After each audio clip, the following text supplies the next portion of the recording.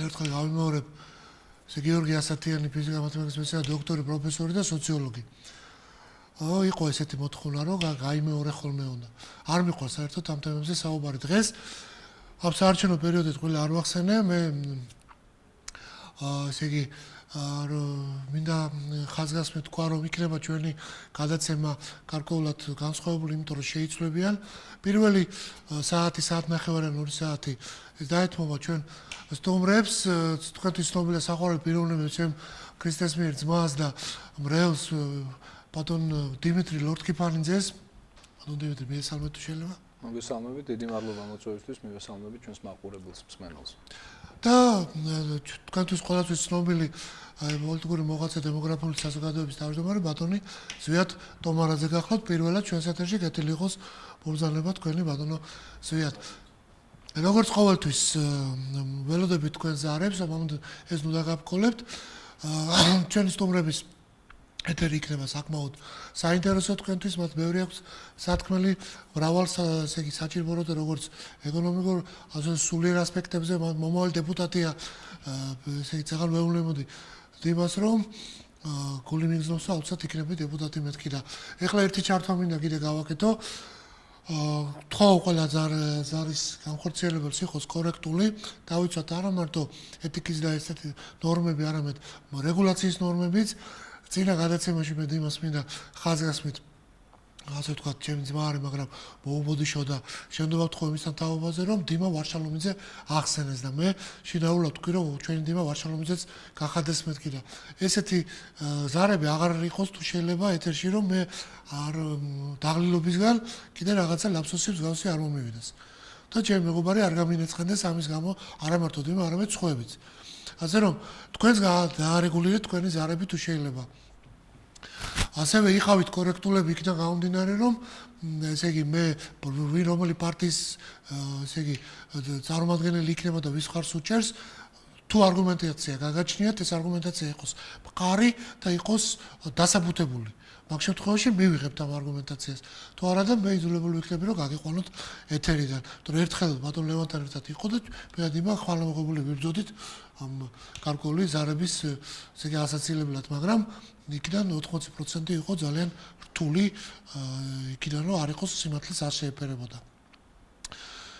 კიდევ ერთხელ ხაზს უსვამ ბატონ ზვიადის მისამართით, რომ მე ვერ მოასწარი მასთან გასაუბრება, ჩვენი ეთერი აბსოლუტურად ღიაა, არ ხდება არავითარი ესე იგი წინა შეთანხმება, ეს არის გულდან მოსული, ჩვენ პატარა ლოცვას ვამბობთ ხოლმე, იმიტომ რომ სათაურიდან გამომდინარე ეს ჩვენი ვალდებულებაც არის. წუხრის და ცისკრის ლოცვიდან მოვდივართ პირდაპირ ამ გადაცემაზე, ეს ეხება მეტად იმას ბატონ ზვიადიც ალბათ გავს ესე იგი ცხოვრების წესს ეწევა. და აქედან გამომდინარე, მინდა მას უთხრა, რომ ეს ტელევიზია გახლავთ, არ არის ეს ლიტონის სიტყვები და არც მინდა ისე გამომიდეს, ხშირად ვიმეორებ და მამა გაბრიელის ტელევიზიას ვეძახით ჩვენ ამას, იმიტომ რომ მისი მეოხები და ძალისხმევით არის შექმნილი და 4 წელი ჩემი ზურგით მოვიტანე ეს ტელეკომპანია და ეხლა უკვე ახალი პარტნიორები გვყავს და ასე შემდეგ მივდივარ წინ, მაგრამ ამ ტელევიზიიდან რაც ის ითქმება ხოლმე ძალიან იშვიათობას წარმოადგენს ქართულ მედია სივრცეში, რომ ის სიმართლე და ის ასე ვთქვათ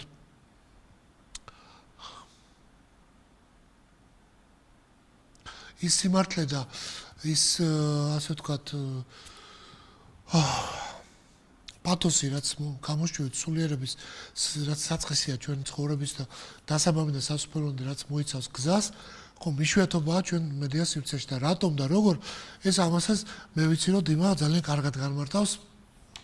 შეძლებს ამის ესე იგი, იმიტომ რომ ის გამორჩეულია თავისი სულიერი პოლიტიკური სინთეზით ბიურჯერი იყო ჩვენ ეთერში და თქვენ ამის მაგალითები შეგიძლიათ ნახოთ YouTube-ზე მოიძიოთ მისი გამოსვლები აღუდგენას იგი არ მოქმედად დაძრებთან დაკავშირებით პოლიტიკის დროში, ბიზნესის დროში და ეხლა კი ძალიან უთმობ ეთერს ჩემს სტუმრებს ამ როგორც გაგაცანით და ბატონებო მაყურებელი და ეთერი თქვენს გაგარგულებაში ბატონ დინო ბრძანეთ. კიდევ ერთხელ მინდა დიდი მადლობა გადაგიხადოთ მოწვევისთვის ბატონო გია. მინდა ხაზი გაუსვა იმას, რომ ტელეკომპანია დროს მესვეურები ნამდვილად ხართ ის ადამიანები, რომლებიც ზრუნავთ თანაბარი საეთერო დრო დაუთმოთ ყველა იმ პოლიტიკურ ძალას, რომელიც ცდილობს, რომ თავისი ხმა მიაწვდინოს საზოგადოებას, რაზეც სამწუხაროდ აქცენტს ვერ გავაკეთებთ იმ დიდ მაუწყებლებზე, რომლებიც სამწუხაროდ სპეციალურ დაკვეთებსაც კი ახორციელებენ იმისთვის, რომ ამა თუ იმ სოციოლოგიური კვლევის ჩამტარებელმა ორგანიზაციამ ეგრეთ წოდებული რეიტინგების მიხედვით დაადგინოს პოლიტიკური პარტიების მიზანშეწონილობა, ვინ რომელ ხუთეულში უნდა გამოდიოდეს, ვინ რომელ ათეულში უნდა გამოდიოდეს, ვინ საერთოდ არ უნდა გამოდიოდეს. და სამწუხაროდ ახალი NDI-ის და IRA-ის პრინციპით ახორციელებს რუსთავი 2 და იმედი, მოდით პირდაპირ ვიტყვი, შეიძლება ეს არაკოლეგიალურად ჟღერს თქვენი ტელეკომპანიის ეთერიდან, მაგრამ მე ვალდებული ვარ ეს თქვა, იმიტომ რომ პატარა ინციდენტი გუშინ ტელეკომპანია იმედშიც შეგვემთხვა ღამის ეთერში, როდესაც მე გამოვაქვეყნე ეგრეთ წოდებული სკრინშოტი, ანუ ეთერით გადაცემული ვიდეო მასალის ფოტო სურათი, ფოტო ილუსტრაცია, სადაც წარმოდგენილი იყო რამოდენიმე პოლიტიკური ორგანიზაციის რეიტინგი, გაზომილი ეგრეთ წოდებული JPM ორგანიზაციის მიერ, რომლის მიერ ჩატარებული კვლევაც დაკვეთილი იყო ტელეკომპანია იმედის მიერ. და ჩვენ, რა თქმა უნდა, ისევე როგორც ყოველთვის, ისევე როგორც NDI-ის კვლევების დროს, IRA-ის კვლევების დროს, რუსთავი 2-ის კვლევების დროს, ბიგვავას კვლევების დროს, ქართული ოცნების კვლევების დროს, იყო მცდელობა, რომ ჩვენ საერთოდ გავეყვანეთ, ასე ვთქვათ, პოლიტიკური საარჩევნო ველიდან. მაგრამ ამაზეც თვალს დავხუჭავდით, ისევე როგორც ყოველთვის დაგვიხუჭავს და არ გავაკეთებდით აქცენტს, რომ არა ერთი ძალიან სერიოზული ляпსუსი, რაზეც გუშინ ჩვენ მივაქცევინეთ ყურადღებას საზოგადოებას პირდაპირ ეთერში და რამაც გამოიწვია ძალიან სერიოზული გაღიზიანება ტელეკომპანია იმედის მესვეურების, კერძოდ იმასთან დაკავშირებით, რომ ჯამური მაჩვენებელი ამ პროცენტული შემადგენლობისა იმის ნაცვლად, რომ ყოფილიყო 100%, იყო 101%, ანუ ძალიან ზედმეტი მოუვიდათ და ძალიან მოინდომეს, ასე ვთქვათ, იმგვარად, რომ ვერც დამკვეთვა და ვერც შემსრულებელმა ვერ გათვალა, რომ ჯამური მაჩვენებელი 100%-ზე დაეყვანა თითოეული კომპონენტის, ასე ვთქვათ, მაჩვენებლის მიხედვით. არგუმენტად რა გიპასუხეს ის და არა, რა თქმა უნდა, ძალიან გაღიზიანდნენ, ესო არისო თავდასხმა თავისუფალ მედიასეო პოლიტიკოსების მხრიდან, რა თქმა უნდა, რა უნდა ეთქვათ. დიახ, თუ თავისუფალი სიტყვის ატანა არის დემოკრატიის ერთგვარი ხიბლი და ტვირთიც, ყველამ კეთილი უნდა ვინებოთ და პირდაპირ ეთერში კიდეც უნდა მოვისმინოთ შენიშვნები, კიდეც უნდა მოვისმინოთ კრიტიკაც. და მე ერთ საკითხში ბატონო გია, რა თქმა უნდა, დიდი მადლობა თქვენი გაფრთხილებისა საზოგადოების მიმართ, მაგრამ მე პირადად მგონია, რომ ჩვენ არაფერი გვაქვს მოსარიდებელი და პირიქით ყველაზე კრიტიკული ზარების ატანის ვალდებულების წინაშეც კი უნდა ვიყოთ. ახლა მე არ ამაქვს ლაპარაკი, კი, რა თქმა უნდა, არ ამაქვს საუბარი უცენზურო გამონათქვამებზე და აშკარა პროვოკაციებზე. ყველაზე დიდი ფუფუნება პოლიტიკოსისთვის უნდა იყოს პირდაპირ ეთერი და თვალის გასწორება საზოგადოებისთვის. ეს არის ნორმა, ეს არის პროგრამა მინიმუმი, რითაც პოლიტიკოსი ვალდებულია წარდგეს საკუთარი ამომრჩევლის წინაშე. ამიტომ სანამ გადავალთ ძირითად თემებზე და მე მინდა ასევე ძალიან დიდი მადლიერება გამოვხატო იმის გამო, რომ დღეს ჩვენი დემოგრაფიული განვითარების ფონდის აღმასრულებელი დირექტორი ბატონი ზვიად ტომარაძე გვესწრება, რომელიც ბატონ ლევან ვასაძეს წარმოადგენს და რომელსაც ძალიან დიდი შრომა და ასე ვთქვათ, ამაგი მიუძღვის ზოგადად ჩვენი ემიგრაციის და ჩვენი სათვისტომოების სამოქალაქო ინტეგრაციის საკითხში. ამ შემთხვევაში საუბარი არის ფერედნელი ქართველების ჩამოყვანის გეგმაზომიერ მიზანმიმართულ პროგრამის განხორციელებაზე და ბატონმა ზვიადმა იზრუნა ესეც ძალის სხვა შორის ესეც მედია გაშუქების თემატიკის განჯის საგანი უნდა გახდეს, რომ არც ერთმა ტელევიზიამ, მათ შორის საზოგადოებრივმა მაუწყებლობამ არ გაუშვა ის უნიკალური კადრები, რომელიც დაკავშირებული იყო ფერედნელი ქართველების სამი თაობის ერთად ჩამოსვლისა, მათი ქართული ენისა და ლიტერატურის სწავლების, ფოლკლორის დაუფლების, ქართული სიმღერის, ლექსების და ასე შემდეგ სხვადასხვა წრეებში ამ ბავშვების ჩასვლისა. კადრები აქვს ბატონ ზვიადს და თქვენი ეს მინდოდა ზუსტად მეთქვა და დიდი მადლობა რომ დამასწარით. რა თქმა უნდა ბატონი ზვიადი ამაზე თავად ისაუბრებს, მე უბრალოდ მინდა გავაკეთო ერთი განცხადება ბატონ გიორგი. სანამ აქ მოვიდოდი თქვენთან, ჩემთან ოფისში გამოცხადდა რამოდენიმე ადამიანი, ძალიან ბევრი ადამიანის სახელით და მათ მთხოვეს რომ გამეკეთებინა განცხადება და მე აწი ყველგან სადაც ვიქნები თქვენი ტელევიზიით დავიწყებ ყველგან გავაკეთებ ამ განცხადებას. მოახლოებული არჩევნების წინ მოგეხსენებათ რომ საარჩევნო ხმის უფლების რეალიზაცია ეს გახლავთ კონსტიტუციური უფლება და ამ უფლების შეზღუდვის უფლება თავის მხრივ რა თქმა უნდა არავის არ აქვს და არავინ არ უნდა მისცეს ეს უფლება თავის თავს. საქართველოში არის დაახლოებით 120,000 ადამიანი, ეს ყველაზე მოგრძალებული ციფრი არის იმ ადამიანებისა, რომლებიც გარკვეული რელიგიური და არამხოლოდ რელიგიური მოსაზრებებიდან გამომდინარე 2011 წლის 1 აგვისტოდან სხვადასხვა დროის ინტერვალით დარჩნენ რა ამ უწყურვის ფაქტის წინაშე პირადობის მოწმობის ვადით გათვალისწინებული პერიოდისა ფაქტიურად მოკლებულნი არიან შესაძლებლობას მიიღონ არჩევნებში მონაწილეობა მხოლოდ ერთი მიზეზის გამო, რომ ისინი უარს აცხადებენ ეგრეთ წოდებული ელექტრონული ID ბარათების აღებაზე და ამ ბარათების სარგებლობაზე. მე ახლა ეს ამ საკითხს იმიტომ არ ვსვამ, რომ სადაო გავხადო, უნდა გამოიყენონ თუ არ უნდა გამოიყენონ. მე საუბარი მაქვს ამ შემთხვევაში ადამიანის უფლებების საყოველთაო დეკლარაციით გათვალისწინებულ იმ უფლებაზე, რომელიც სინდისის თავისუფლებიდან გამომდინარე მოქმედებას, ასევე პიროვნების თავისუფალი განვითარების ფუნდამენტალური უფლებიდან გამომდინარე, ასე ვთქვათ, ვაპირებ რომ ვიმსჯელო. ამ ადამიანებს აქვთ მოსაზრება, რომ მათი იდენტიფიცირებისთვის სრულიად საკმარისია ის, რომ მათ აქვთ სახელი, გვარი, აქვთ პირადი ნომერი მინიჭებული და პირადობის მოწმობას აქვს საკუთარი ნომერი ასევე მინიჭებული და ისინი თვლიან, რომ საკუთარი სამოქალაქო უფლებების რეალიზაციისთვის ისინი არ საჭიროებენ ელექტრონული მართვის სისტემას დაქვემდებარებული პირადობის მოწმობის მოხმარებას. აქვთ თუ არა ამისი უფლება? ხმამაღლა მინდა განვაცხადო, რომ მათ აქვთ ამისი უფლება. მეტიც ადამიანს საერთოდ აქვს უფლება, რომ პირადობის მოწმობის გარეშეც კი იცხოვროს, თუ კი ის თვლის, რომ სადღაც მაგალითად ხევსურეთში აპირებს ცხოვრებას თვითქმარი ადამიანის სტატუსით და არ საჭიროებს, თქვათ, პირადობის მოწმობის მოხმარებას. ეს მისი ასევე უფლება არის და არავის არ აქვს ამ უფლებაში შეედაოს ამ ადამიანს. შესაბამისად, არსებობს პეტიცია, რომელსაც ხელს აწერს 120,000 ადამიანი და რომელიც ითხოვს, რომ მათ ისარგებლონ ალტერნატიული ID ბარათები. Უბრალოდ ალტერნატიული ID ბარათების ალტერნატიული არაელექტრონული ჩვეულებრივი პირადობის მოწმობებით. კიდევ უფრო შორსაც წავალ და მათ აქვთ თხოვნა დღევანდელი იუსტიციის სამინისტროს წინაშე და ქალბატონი თია წულუკიანის წინაშე, რომ ვადაგადასულ პირადობის მოწმობებს ერთჯერადად მაინც მიენიჭოს უფლება, რათა ამ ადამიანებმა მონაწილეობა მიიღონ არჩევნებში. წინააღმდეგ შემთხვევაში გამოდის, რომ სახელმწიფო მათ უზღუდავს ფუნდამენტალურ უფლებას.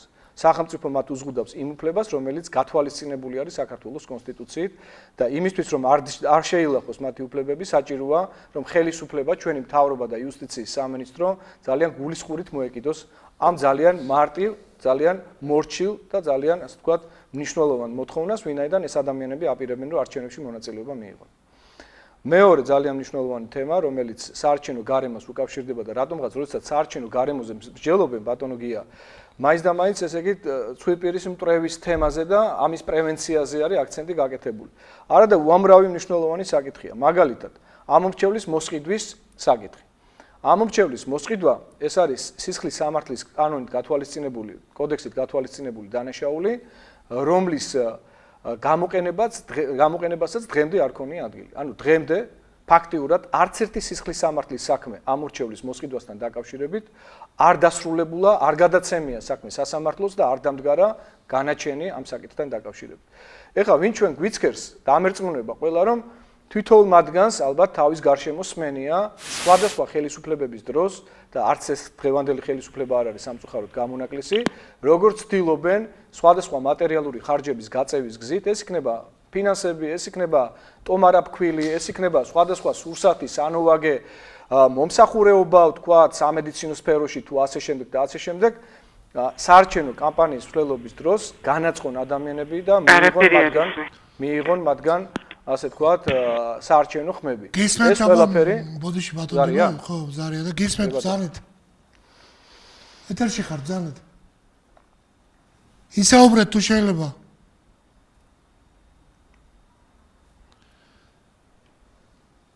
ტექნიკურ პერსონალს არ ვიცი რას უსამხ, ისაუბრეთ. გააგზავნე ბატონო. დიახ და მე ესე იგი მეორე საკითხად დავაყენებდი თემას, რომელიც ამორჩევლის მოსყიდვას უკავშირდება. მე გახლავართ ქალაქ თბილისის ნაძალადების რაიონის მე-18 საარჩევნო ოლქის მაჟორიტარი დეპუტატების კანდიდატი. ზანეთ ქალბატონო გისმენთ. ეთერში ხარ ძალიან? ალო, არაფერი არის საშინელის ისმის, მაგრამ როგორც ჩანს, ჩემი ხმა მაინც ისმის. თამამშვიდობისა. მშვიდობა. სიკეთეს გისურვებთ, წარმატებებს გისურვებთ. მე ესეთი შეკითხვა მაქვს, ამ ID ბარათებთან დაკავშირებით დაუშვათ, არ გაითვალისწინა სახელმწიფო. თქვენ და ყველა ისმოსავი, ყველა კეთილი და კარგი ადამიანი, ვისაც გული და სულით მისცემ, თქვენს დაკარგას ხმეთ. როგორ მოვიქცეთ ამ შემთხვევაში თუ შეიძლება გვითხრათ? ზუსტად მაგ თემაზე ლაპარაკობდი. არ გაითვალისწინა. კი ბატონო, დიდი მადლობა. დაახლოებით 7 წუთი ვისაუბრე ამ თემაზე, ქალბატონო, კიდევ ერთხელ გავიმეორებ, ძალიან მოკლედ ამჯერად თქვენთვის გასაგები რომ იყოს, ჩვენ ვაპირებთ რომ კატეგორიულად მოვთხოვოთ იუსტიციის სამინისტროს, რომ ვადაგასული პირადობის მოწმობები, რომელთა პატრონები უარს აცხადებენ გარკვეული მოსაზრებიდან გამომდინარე, გნებავთ რელიგიური, გნებავთ სამოქალაქო, სხვა მოსაზრებებიდან გამომდინარე, უარს აცხადებენ აიღონ ელექტრონული ID ბარათები, რომ მიენიჭოთ მათ ერთჯერადად ვადაგასული პირადობის მოწმობებით არჩევნებში მონაწილეობის მიღება, რა თქმა უნდა, გარკვეული რეგისტრაციის შედეგად. ანუ მას შემდეგ რაც განმეორებითი რეგისტრაცია მოხდება და აი ეს ადამიანები გაივლიან ამ ID ბარათებით, ასე ვთქვათ, შესაძლებლობა ექნებათ რომ გამოიყენონ ლეგალურობის ფარგლებში.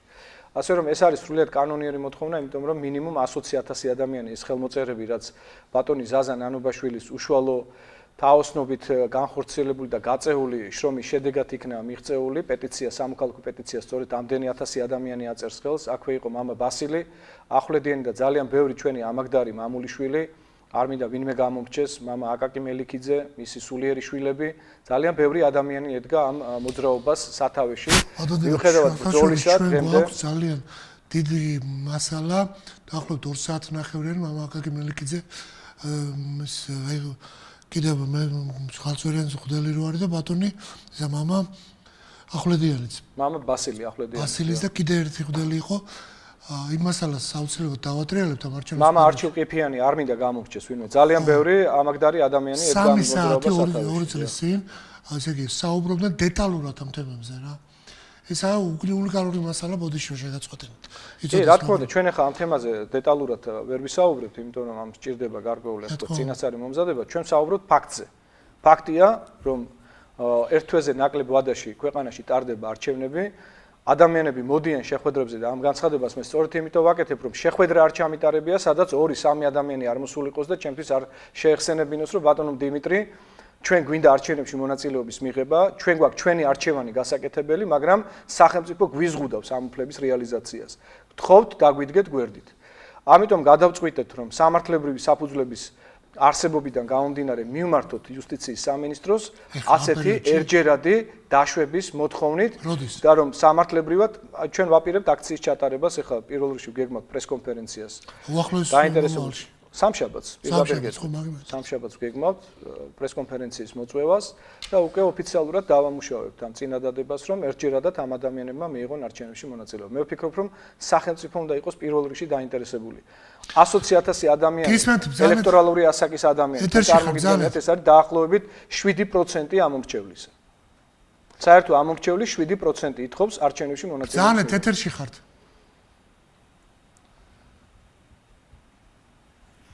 რა ხდება ამ ზარებზე, კაცო, რა უბედურებაა?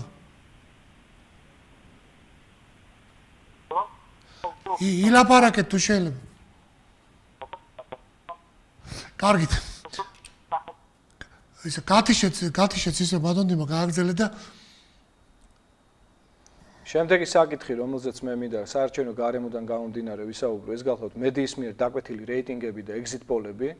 თქვენ კარგად მოგეხსენებათ, რომ მედიის მიერ დაკვეთილი რეიტინგები ამ შემთხვევაში რუსთავი 2-სა და იმედის მიერ დაკვეთილი რეიტინგები ემსახურება სწორედ იმას, რომ ორპარტიული სისტემა იქნა შენარჩუნებული ქვეყანაში შუას გაკრეფვის მიზნით და არც ერთი პარტია, რომელიც არ ჯდება დასავლელი პატრონების, ასე ვთქვათ, და დასავლელი დამკვეთების გემოვნებაში, როგორც ჩანს, ვიღაცას არ უნდა იხილოს საქართველოს პარლამენტში, როგორც უფლებამოსილების განმახორციელებელი საქართველოს ამომრჩევლის მიერ მიღებული მანდატების ფარგლებში. ეს არის ვიღაცის დაკვეთა.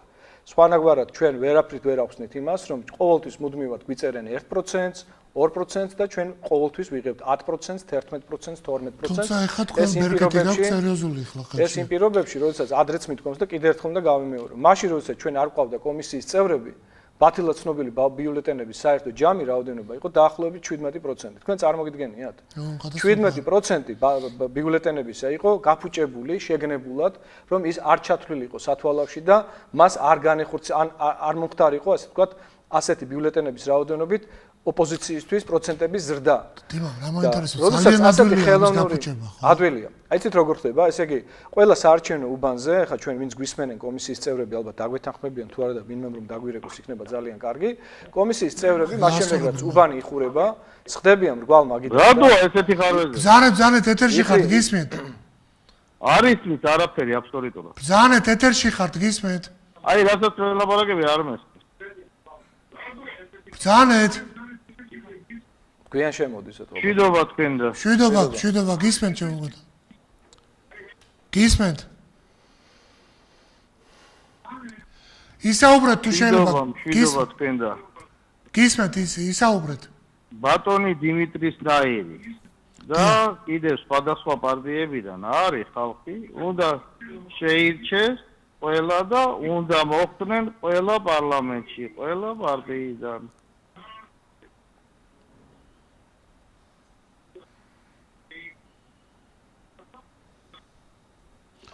დიახ ბატონო, თუ გაქვთ რამე კიდე? მადლობა. იცოცხლეთ. დიდი მადლობა. ძალიან გამომხნევებელია, რა თქმა უნდა, ასეთი განცხადებები და სტიმულის მომცემია. მე მინდა გავაგრძელო, ესე იგი, მედიის მიერ დაკვეთილი რეიტინგებისა და ეგზიტ პოლების მავნე ზეგავლენის შესახებ ჩემი მსჯელობა გამომდინარე იქიდან, რომ სწორედ ამ მეთოდებს იყენებენ იმისთვის, რომ მოახდინონ საზოგადოებრივი აზრის ფორმირება, ბატონო გია, მოახდინონ манипуლირება შემდგომში ასეთი პროცენტების არსებობით და რაც ყველაზე მთავარია, რატომ იწერება შეგნებულად 10%-ით უფრო ნაკლები, ვიდრე თქვათ პოლიტიკური ორგანიზაცია ფლობს რეიტინგს, ხო? იმიტომ რომ ეს არის ერთგვარი დაკვეთა შემდგომში იმ ადმინისტრაციული რესურსისთვის, რომელმაც ყველა ღონე უნდა იხმაროს, რომ მითითებული დაკვეთილი პროცენტით დასვა საბოლოო ჯამში. წინააღმდეგ შემთხვევაში მათ პირდაპირ აფრთხილებენ პოლიციის უფროსებს, სპეცსამსახურის თანამშრომლებს, გამგეობის თანამშრომლებს, საკრებულოების წევრებსა და მათ ადმინისტრაციულ რესურსებს, რომ თქვენ ვეღარ დარჩებით დაკავებულ თანამდებობებზე, იმ შემთხვევაში თუ კი თქვენ არ შეასრულებთ აღნიშნულ დაკვეთას. აი, ამიტომ არის ძალიან მნიშვნელოვანი პატივცემულო ტელემაყურებლებო, პატივცემულო მეგობრებო, რომ არჩევნებში აუცილებლად უნდა მივიღოთ მონაწილეობა. იმ შემთხვევაშიც კი, თუ კი თქვენი არჩევანი არავიზე არ ჩერდება, თუ კი თქვენ არავის არცემთ პატივს და საერთოდ არავინ არ მიგაჩნიათ თქვენს რჩეულად მომავალ საპარლამენტო ორგანოში, თქვენ და მიბრძანდეთ საარჩევნო უბანზე, საარჩევნო ყუთთან და ყველა უნდა გადახაზოთ. აბსოლუტურად და თქვენი ბიულეტენის რეალიზაცია უნდა მოახდინოთ ყოველ მიზეზს გარეშე. ეს უნდა იყოს სამოქალაქო თვითშეგნების დონემდე აყვანილი. საერთოდ მე პირადად ხარს დაუჭერდი საყოველთაო მონაწილეობის ვალდებულებას არჩევნებში. და ყველა ის მოქალაქე, რომელიც უარს იტყოდა არჩევნებში მონაწილეობაზე, შესაბამისად გარკვეული, ასე ვთქვათ, შეზღუდვა ექნებოდა შემდგომში საჯარო სამსახურში დასაქმების კუთხით, ან როდესაც შეგნებულად გააკეთებდა ასე ვთქვათ არჩევნებს. მაგალითად, საბერძნეთში რამდენად ჩემთვის ცნობილია არის საყოველთაო სავალდებულო საარჩევნო, ასე ვთქვათ, ვალდებულება მოქალაქისა, რომელიც ესე იგი ვალდებულია გამოცხადდეს არჩევნებზე და მისცეს ხმა. სხვა საკითხია, ვის უნდა მისცეთ ხმა, ვის არ უნდა მისცეთ ხმა და საერთოდ იმსახურებს თუ არა ვინმე თქვენს პირად სიმპათიას. მესამე საკითხი. ალო. გისმენთ, ბრძანეთ. გისმენთ, ბატონო. ტელევიზორს მოცილდით და პირდაპირ ტელეფონით გვესაუბრეთ თუ შეიძლება. დაღამშვიდობისა, ისმის ხმა. კი, ისმის ხმა, გისაუბრეთ, გისმის.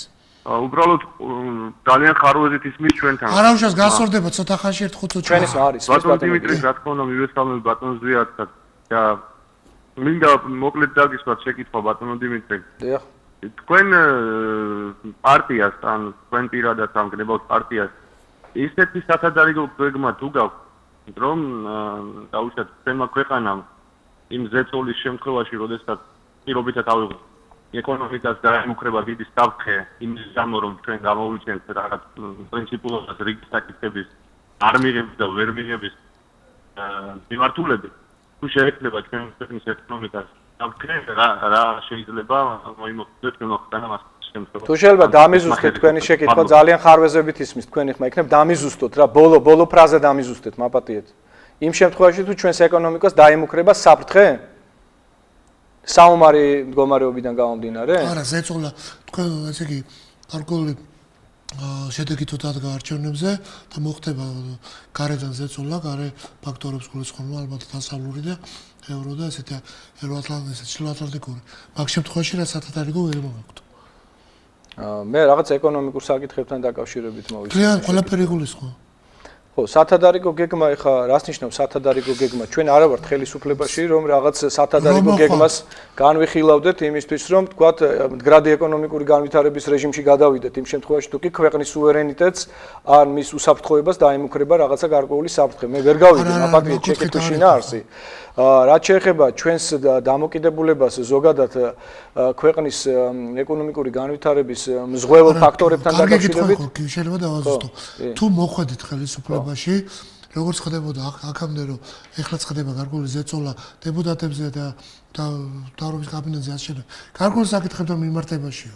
თქვენ თუ გაქვთ შემზადებული რაიმე ასე ვთქვათ, გეგმა, ასე ვთქვათ, როგორ უნდა უპასუხოთ და არ იყოს ესე ჯიკური და ხო ხდებით ასე.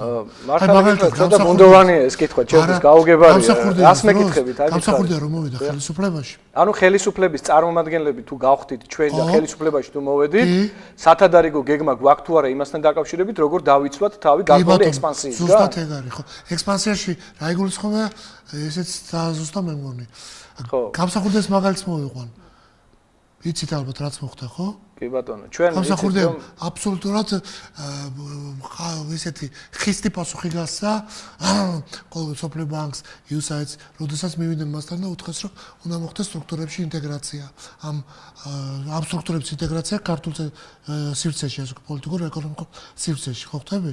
ეხლა ყველაფერი ინტეგრირებულია, მაგრამ თქვენ თუ მოხვედითო მოდით ესე ჩამოვაყალიბოთ ჩვენი პოზიცია, კი ბატონო, ჩამოვაყალიბოთ. მე ვფიქრობ, რომ ეს კითხვა გამომდინარეობდა ალბათ ჩვენი მთავარი, ასე ვთქვათ, გზავნილიდან საზოგადოების მიმართ, როდესაც ჩვენ ღიად ვაცხადებთ, რომ საქართველოს უნდა მიიღოს უბლოკო სტატუსი და რაც უნდა იყოს განსაზღვრული საქართველოს კონსტიტუციით. რას ნიშნავს კიდევ ერთხელ გავმარტოთ უბლოკო სტატუსი და არის თუ არა ასეთი სტატუსი ჟანგბადი ქართული მომავალი ეკონომიკისთვის, ამაზე თავად საზოგადოებამ უნდა გამოიყენოს. ახლა მიზუსტებენ აქ როგორც საბერძნეთი გაითიშეს ასორებენ. როგორც საბერძნეთი აიძულეს აი სუნათ დააზუსტონ მიუღებელ საკითხებზე ასე.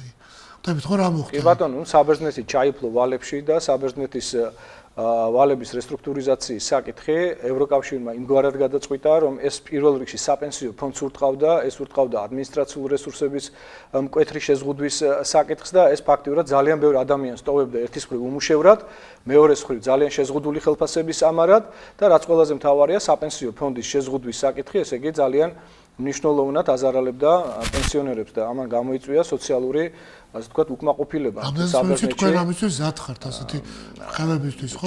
ჩვენი ეკონომიკა, რა თქმა უნდა, არ არის იმ მასშტაბების, რაზეც ვთქვათ, ევროკავშირის წევრი სახელმწიფოები აცხადებენ პრეტენზიას, მაგრამ სამწუხაროდ ჩვენი საგარეო ვალი არის 13 მილიარდი ლარი, საგარეო ვალი.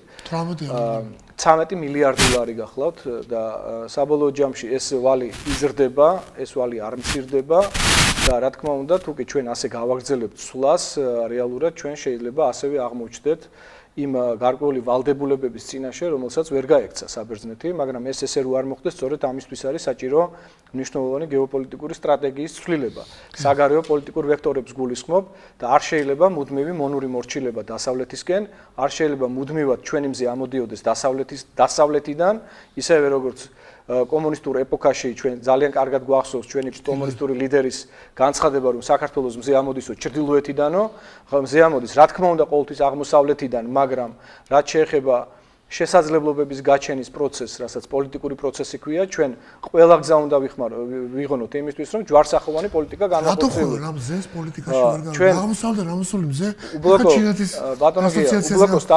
უბლოკო სტატუსი ეს არის რეალურად ჯანგბადი ეკონომიკისთვის და მაგალითისთვის რომ მოგიყვანოთ. ჩვენ ყაზახეთზე არ გვისაუბრია, სულ რუსეთზე ვსაუბრობთ ხოლმე და რატომღაც სულ რუსეთის ფაქტორია ხოლმე თავარი საფრთხობელა, როდესაც ქართული ეკონომიკის განვითარებაზე მიდგება ხოლმე საუბარი.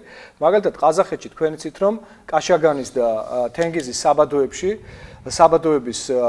საბადოებიდან მოპოვებული ბუნებრივი, ასე ვთქვათ, აირისა და ნავთობპროდუქტების ტრანსპორტირების მეგაპროექტი მთავრდება 2016 წლის დეკემბერში, რომელმაც უნდა გაიაროს ყაზახეთიდან რუსეთის ტერიტორიაზე და ნოვოროსიისკიდან უნდა მოხდეს შემდგომში უკვე ტანკერებით მისი ზიდვა ბოსფორის სრუტის გავლით და თუკი ჩვენ უბლოკო სტატუსი გვექნება, აი პირობითად ჩვენ რომ უბლოკო სტატუსი გქონდეს, უკვე რეგიონში ადვილად შესაძლებელია განხილვადი გახდეს ახალი ნავთობსადენის მშენებლობა აფხაზეთისა და აჭარის გავლით, ანუ საქართველოს გავლით თურქეთიდან და თურქეთის ხმელეთიდან შემდგომში ევროპის კონტინენტზე. ეს არ არის ჩემი ნააზრევი, ეს არის ექსპერტების ძალიან დასაბუთებული ასე ვთქვათ მსჯელობის შედეგი, რომელზეც მე რა თქმა უნდა ორი სიტყვით ვსაუბრობ და ეს არის ძალიან კარგად დასაბუთებული ვერსია და თუნდაც ასეთი პროექტის შესაძლებლობის ხელიდან გაშვება, მე ვფიქრობ, რომ ძალიან დააზარალებდა ქართულ ეკონომიკას.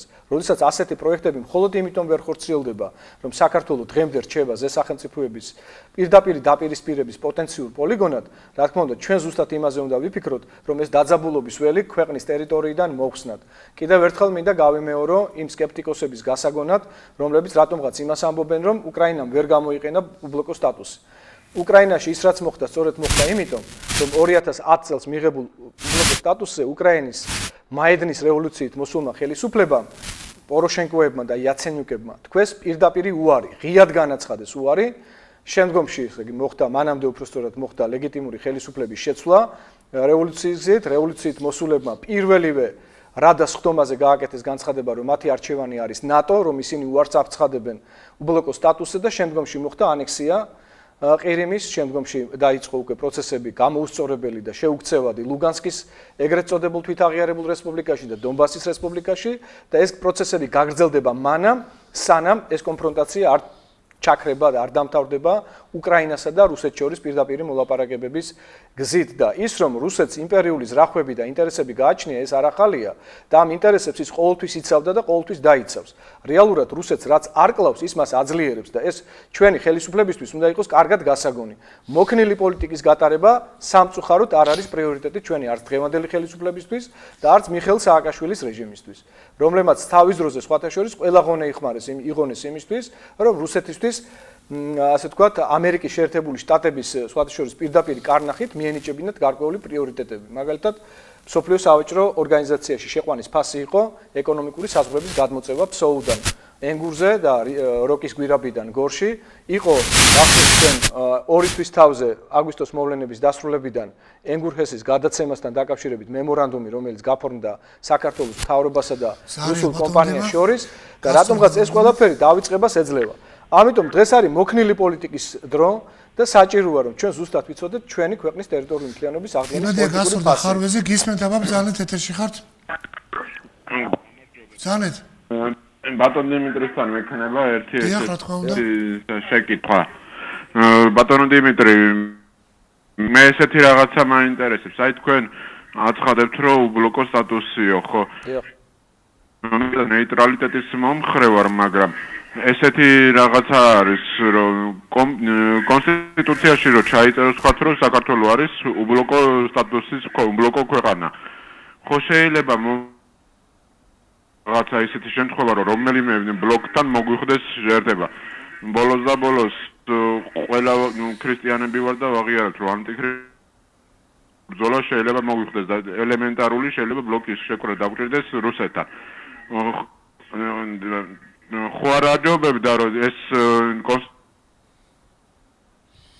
უბრალოდ პოლიტიკა გავატაროთ ისე რომ ჩვენი წინაპრები იტყოდნენ და ანდაზარიც არ მწვადი დაწვა და არ შამფური.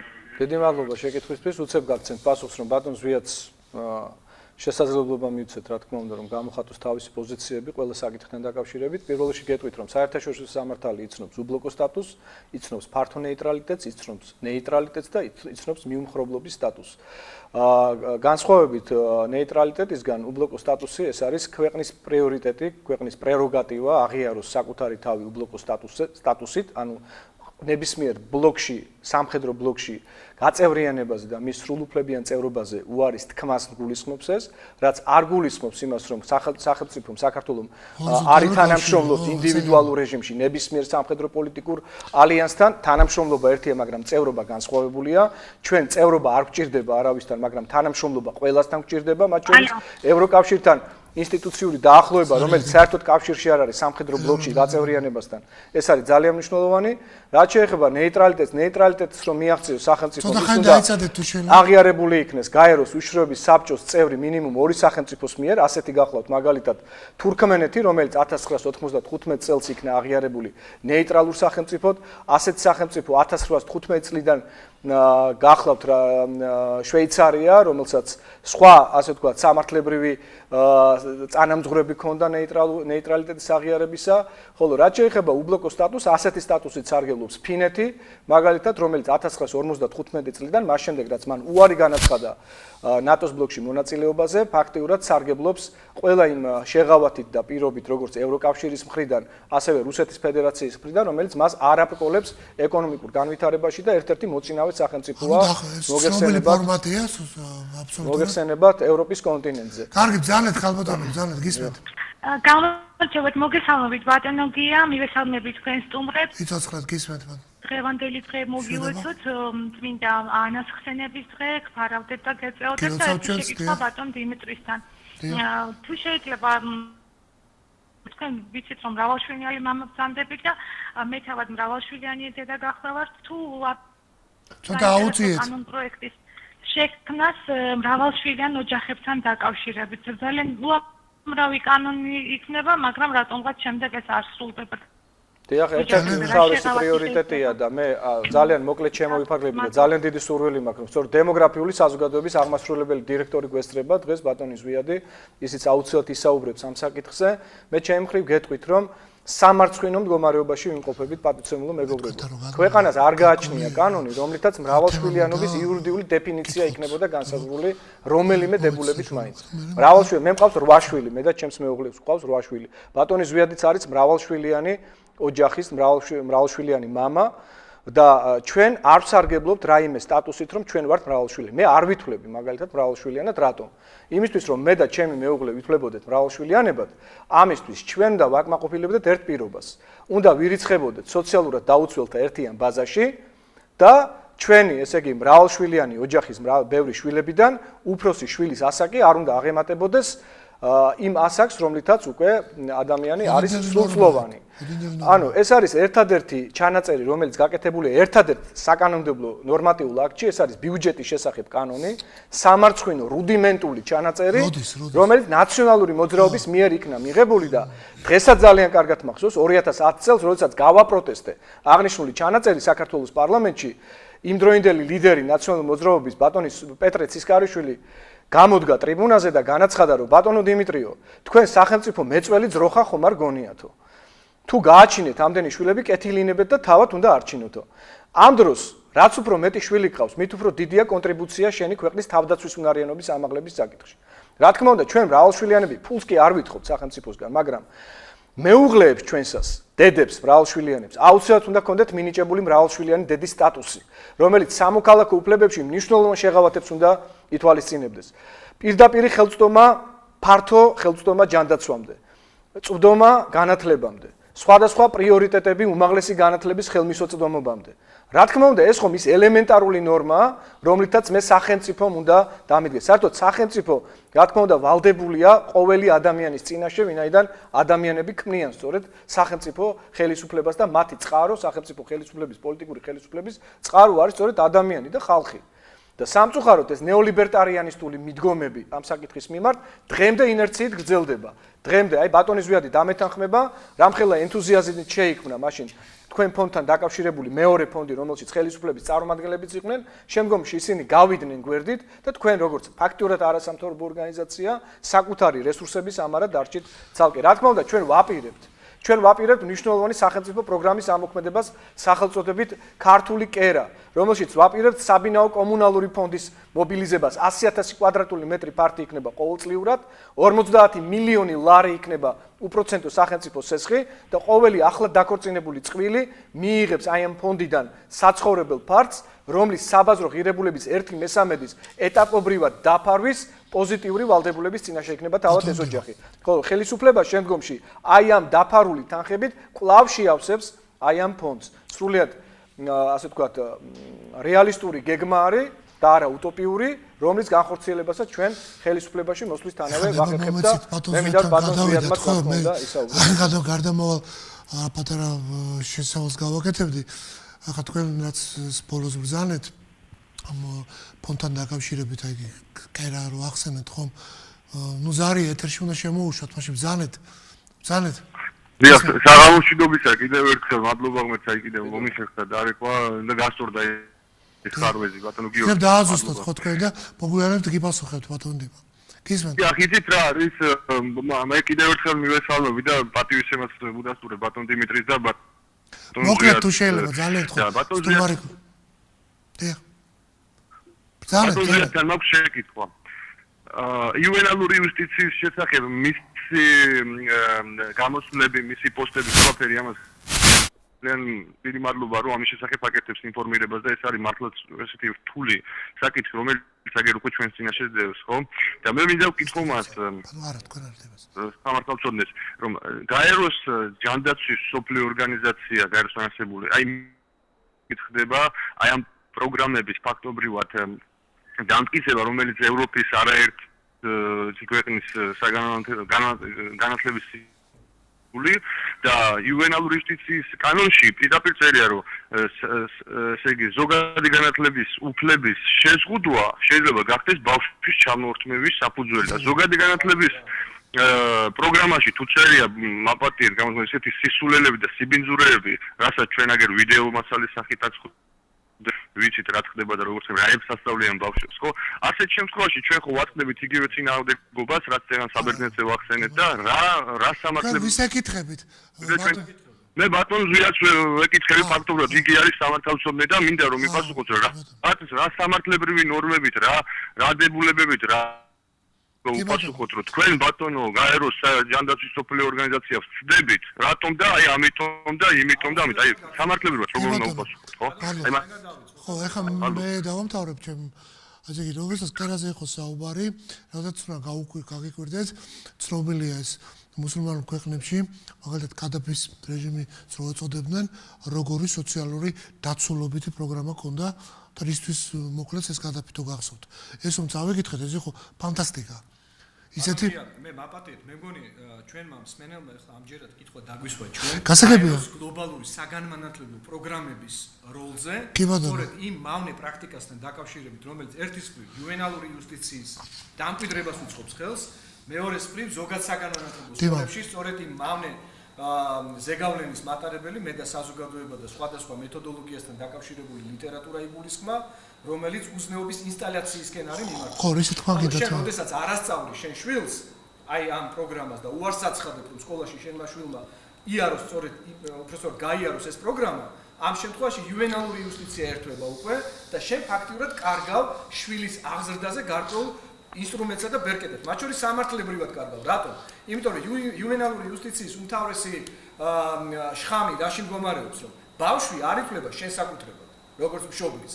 ბავშვს სახელმწიფო თვლის თავის საკუთრებად. ასე უკვე დასავლეთ შემიყვანთ გენეტალი. დება ზარებს ვერ ავსტებით გასაგებია ხო მე მინდოდა ჩავთო რომ მე არ შევაწუხებდი ამიტომ ჩავმახალებებინეთ რის კითხვაც მინდოდა ეს ერთი თემა ასე დემოგრაფიულ სიტუაციას რაც შეეხება რომ უკაცრავად კალბატონო ეხლა ერთი წუთით და მეორე ძალიან საინტერესო ბატონო თქვენთვის ახსენან იმამ პერედნელ ასე ჩვენ თანამემამულეებთან დაკავშირებით იყო გარკვეული თქვენი მოძრაობები რომ ეტაპობრივი ჩამოსახლების და ასე შემდეგ კონდათ ეს ექშენი ასე ვთქვათ მე ცალსახად მინდა შეგეკითხოთ თქვენ რა მდგომარეობაა დემოგრაფიული საზოგადოების დამოკიდებულება როგორია უკვე არა მარტო პერიოდნელი არამედ მთელ სოფლიოში განფერნილი ემიგრანტების თაობაზე და განსაკუთრებით მინდა ხაზი გავუსვათ ასეც არ დაგავიწყეთ ყველა კითხვასთან ერთად ახლა ბევრი კითხვა დღესაც პასუხი თუ აი არჩევნების პერიოდში მათი ესე იგი მონაწილეობა როგორ არის დაცული მე ვიცი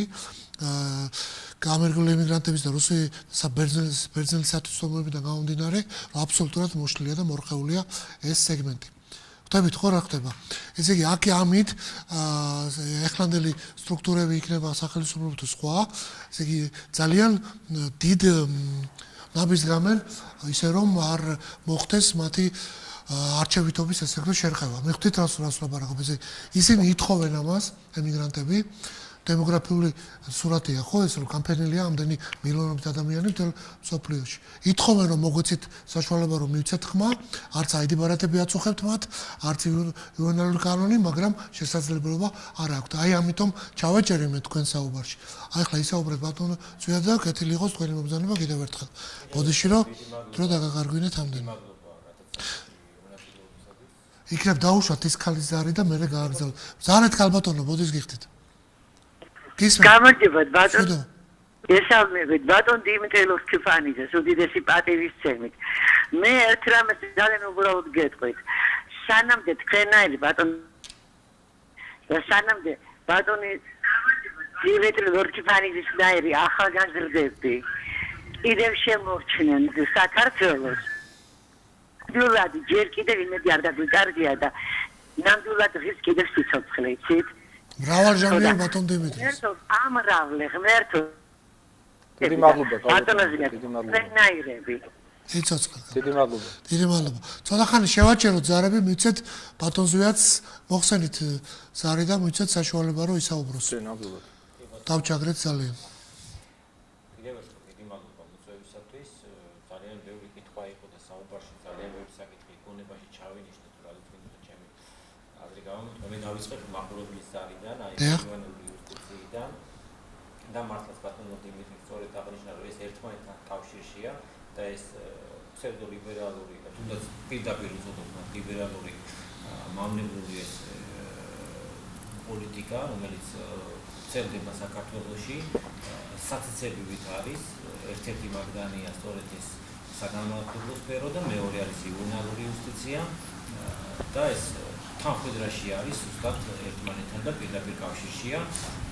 მე და საზოგადოების საგნის ერთად ვიყავით მე და ბატონი დიმიტრი ჩართული აი ამ საგნის პერიპეტიებში და ჩვენ და საბედნიეროდ რა თქმა უნდა ჩვენ ვერ შევძლებთ მთლიანად დაგვებლოკა ეს საგანი და არ მიგვეცა საშუალება რომ შესულიყო ჩვენ სკოლებში, თუმცა ეს 2017-დან შევა, თუმცა შევა დავარცხილი და გაკეთილშობილებული, თუმცა ეს არ გვასწრებს და არ გვიცავს იმისგან რომ მომავალში არ მოხდება აი შხამის როგორც ჩანერგვა, როგორც სახითაც თავდაპირველი სახითაც სულდათ მისი გამოყენება. რაც შეეხება იუენალურ იუსტიციას, ეს არის ძალიან მავნებლური კანონი, დიდი საფრთხის შემცველი კანონი და სამწუხაროდ ჩემი ვარაუდი გამართა მე ხშირად მეკითხებოდნენ რომ აი თუ ესეთი საფრთხის შემცველი კანონია, აგერ უკვე შევიდა ძალაში ეს კანონი, სულ რაღაც ერთი თვეა, რატომ არ ხდება დაუშვათ ამის იმპლემენტაცია და გამოყენება ცხოვრებაში, რატომ აი არ ხდებით დაუშვათ რომ აი არ თვევენ შუას.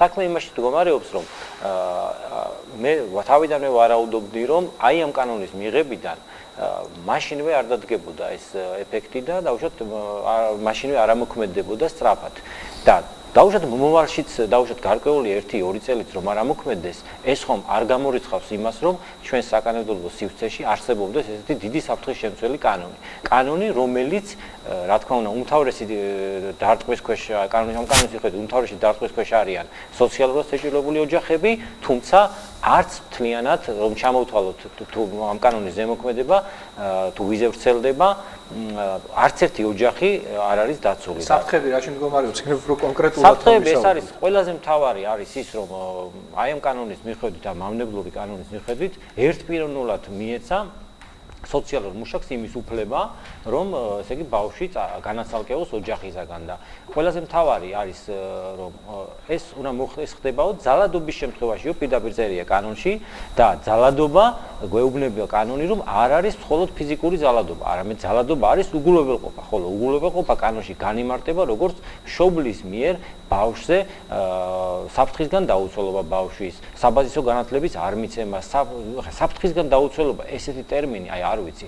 მე სხვადასხვა კანონპროექტის ავტორი გახდით რელიგიური გზნობების შეურაცხყოფის შესახებ და მაშინ აი რა არის ეს რელიგიური გზნობების შეურაცხყოფა? იქნება განმარტოთ მიუხედავად იმისა რომ მე მრავალი მაგალითი მოვიყვანე და ეს კანონპროექტი იყო ევროპულ გამოცდილებაზე, წამყვანი ევროპული ქვეყნების გამოცდილებაზე დაყრდნობით შემუშავებული და აბა ეხლა პირიქით შეუბრუნებ კითხვას და ვეტყვი. მიუხედავად იმისა, რომ მე პასუხი მათ გავეცი, თუ რა არის რელიგიური გზნობების შეურაცხყოფა. რას ნიშნავს საფრთხისგან დაუცველობა? საფრთხისგან დაუცველობაში მოვიაზრებ მე, რომ დაუშვათ ბავშვი წაიქცა ქუჩაში და დაუშვათ ფეხიან ხელი მოიტეხა. თუ ხელმოკლეა ოჯახი და გააჩნია პირობები. რა თქმა უნდა, ან დაუშვათ შეეყარა რამე თბილად არ ეცვა დაუშვათ ბავშვს და შეეყარა რამე ინფექცია ან გაცივდა. ესეც საფრთხიდან დაუცველობაა და აი ამ მიზეზით მას ხელფეხია გახსნილი სოციალურ მუშაკს რომ ოჯახს ჩამოართოს ბავშვი და გარდა ამისა დაუშვათ ჩვენ ხელისუფლებას ძალიან ბევრს ვაკრიტიკებ ხოლმე ქართულ ოცნებას. თუმცა ეს არ არის ის ხელისუფლება, რომელიც დაუშვათ წინა ხელისუფლებისგან განსხვავებით რაღაც მეუღლით, შვილებით და ასე იძალადებდა და დაუშვათ ციხეებში გამოკეტავდა ჩვენს ასიათობით თანამოქალაქის როგორც აკეთებდა სააკაშვილის ეზივი. მაგრამ როდესაც ეს საკანონმდებლო ბაზა არსებობს, განა ვართ ჩვენ დაზღვეული რა ხელისუფლება მომავალში და რომელი ხელისუფლება გამოიყენებს ამ კანონს, ეს კანონი ხო უკვე არსებობს.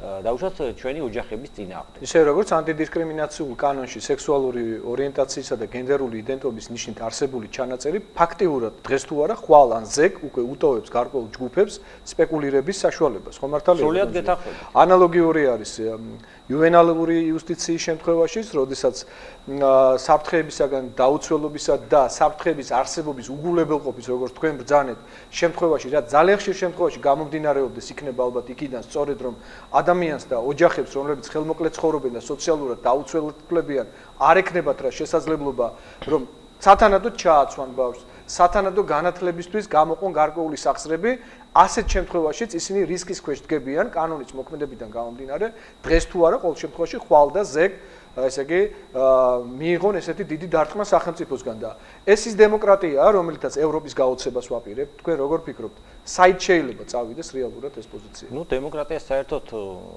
მე დემოკრატია საერთოდ არ მჯერას როგორც ასეთის ეს ყველა ადამიანს ისევე როგორც ყველა სახელმწიფოს გააჩნია თავისი ინტერესები და აქედან გამომდინარე ეს დემოკრატია არ მიმაჩნია სწორ ფორმად, თუმცა ამაზე უკეთესი არაფერი მოუგონია სამყაროსო და აი ჩვენ საქართველოში ეს დემოკრატია რომ არ არსებობს, ახლა ხან ნათლად დავინახეთ, თუ ჩვენს 224,000 ამ მოქალაქეს რომელმაც ხელი მოაწერა რომ დანიშნულიყო რეფერენდუმი და რეფერენდუმი არის ხალხის ძალაუფლების პირველ ერთ-ერთი მთავარი განხორციელების საშუალება და უარი უთხრეს ამაზე სრულიად აბსურდული და სულელური არგუმენტები. საზოგადოებას რა რეფერენდუმის ეს იყო რეფერენდუმი, რომელიც ჩვენ მოვითხოვდით, რომ კონსტიტუციაში ჩაწერილიყო, რომ ქორწინება არის ქალისა და მამაკაცის ერთობა. და რადგან ესეთი ჩანაწერი უკვე სამოქალაქო კოდექსში არსებობს, აი ამ რეფერენდუმის შედეგებიდან გამომდინარე და მეც არ მეპარება, რომ შედეგები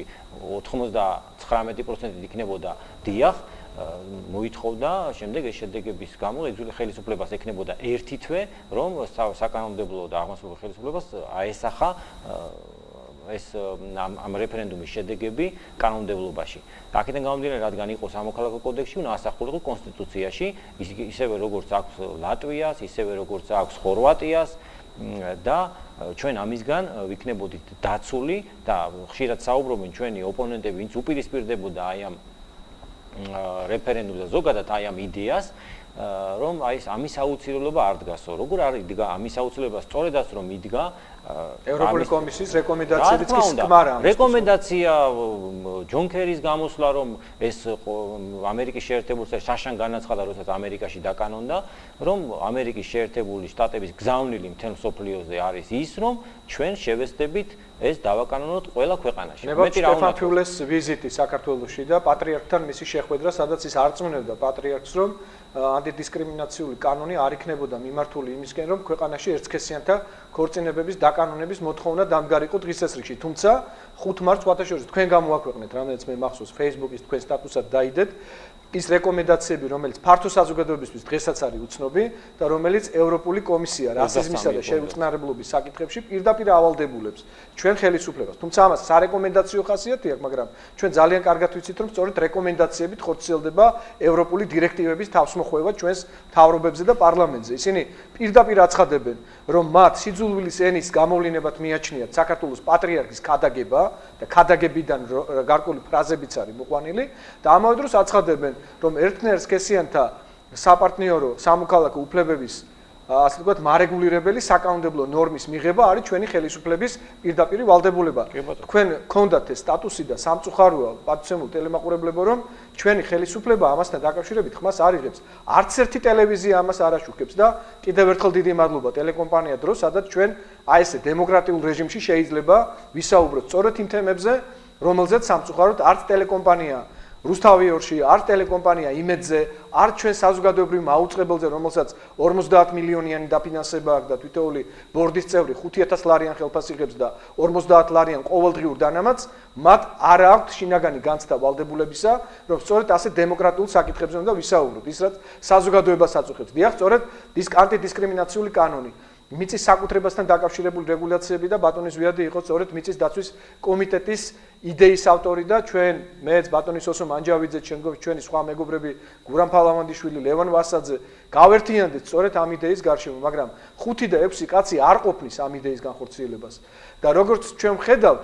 არც სურვილი არ აქვს დღევანდელი ხელისუფლების მესვეურებს და მათ უკან დგომ მათ დასავლელ პარტნიორებს, რომ ისეთი ძალები შევიდნენ საქართველოს პარლამენტში, რომლებიც გააფთრებულ წინააღმდეგობას გაუწევდნენ აი ესეთ ვოლუნტარისტულ მიდგომებს ქართული კანონმდებლობისადმი. ვოლუნტარისტულია ის ყველაფერი, რაც კანონზომიერებას ეწინააღმდეგება ჩვენი საზოგადოების განვითარებისა. და კიდევ ერთხელ მინდა ბატონო ზვია დიდი მადლობა გადაგიხადოთ, თუმცა კიდევ ერთხელ მინდა გთხოვოთ, რომ აი ამ დეტალებში გაგვარკვიოთ, რასაც თუნდაც IDFI-ის მიერ ბოლოს დადებული დასკვნა ქვია და სადაც თქვენ მოყვანილი ხართ როგორც რუსული ნარატივის ერთ-ერთ ასე ვთქვათ რუპორად და პირდაპირ მოუწოდებს სახელმწიფო უშროების სამსახურს არასამთავრობო ორგანიზაცია IDFI, რომელიც თავად ფინანსდება უცხო ქვეყნის გადასახადის გადამხდელთა ჯიბიდან ყოველწლიური 400,000 ლარის ოდენობის ბიუჯეტით, რომ თქვენ წინააღმდეგ, ჩვენი ორგანიზაციის წინააღმდეგ წარმოვადგენ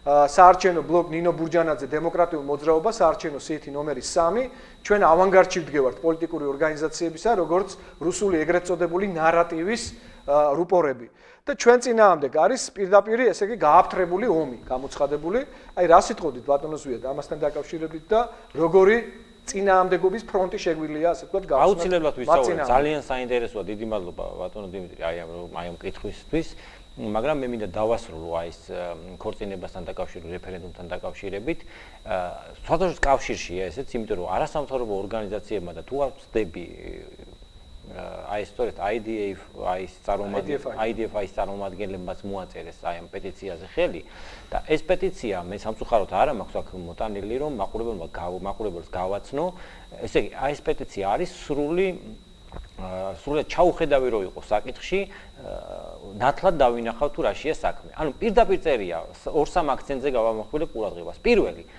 ღიად საუბრობენ ეს პიროვნებები რომ ამ რეფერენდუმის ჩატარებას და ზოგადად ამ იდეას ქორწინების შესახებ ეწინააღმდეგებიან იმიტომ რომ ეს ეწინააღმდეგებაო ჩვენს ევროპულ მისწრაფებებს ანუ რა გამოდის ტრადიციული ოჯახი თურმე წინააღმდეგობაში მოდის ევროპასთან ეს არ ვიცი შეგნებულად გააკეთეს, შეუგნებლად გააკეთეს თუ არ ეყოთ ასე ვთქვათ გონიერება ამ ადამიანებს, რომ ესეთი პეტიციის შემუშავება როგორ შეიძლება რაღაცას არ ეთანხმებოდნენ, მაგრამ მთელ მოსახლეობასთან წინააღმდეგობაში ხო არ უნდა წახვიდე. ანუ ამით ისინი გაირიყვნენ და აღმოჩნდა რომ ისინი არიან წინააღმდეგობაში მთელ საქართველოს უმრავლეს საზოგადოებასთან და აი ამ ქვეყნის მოქალაქეების 99%-თან.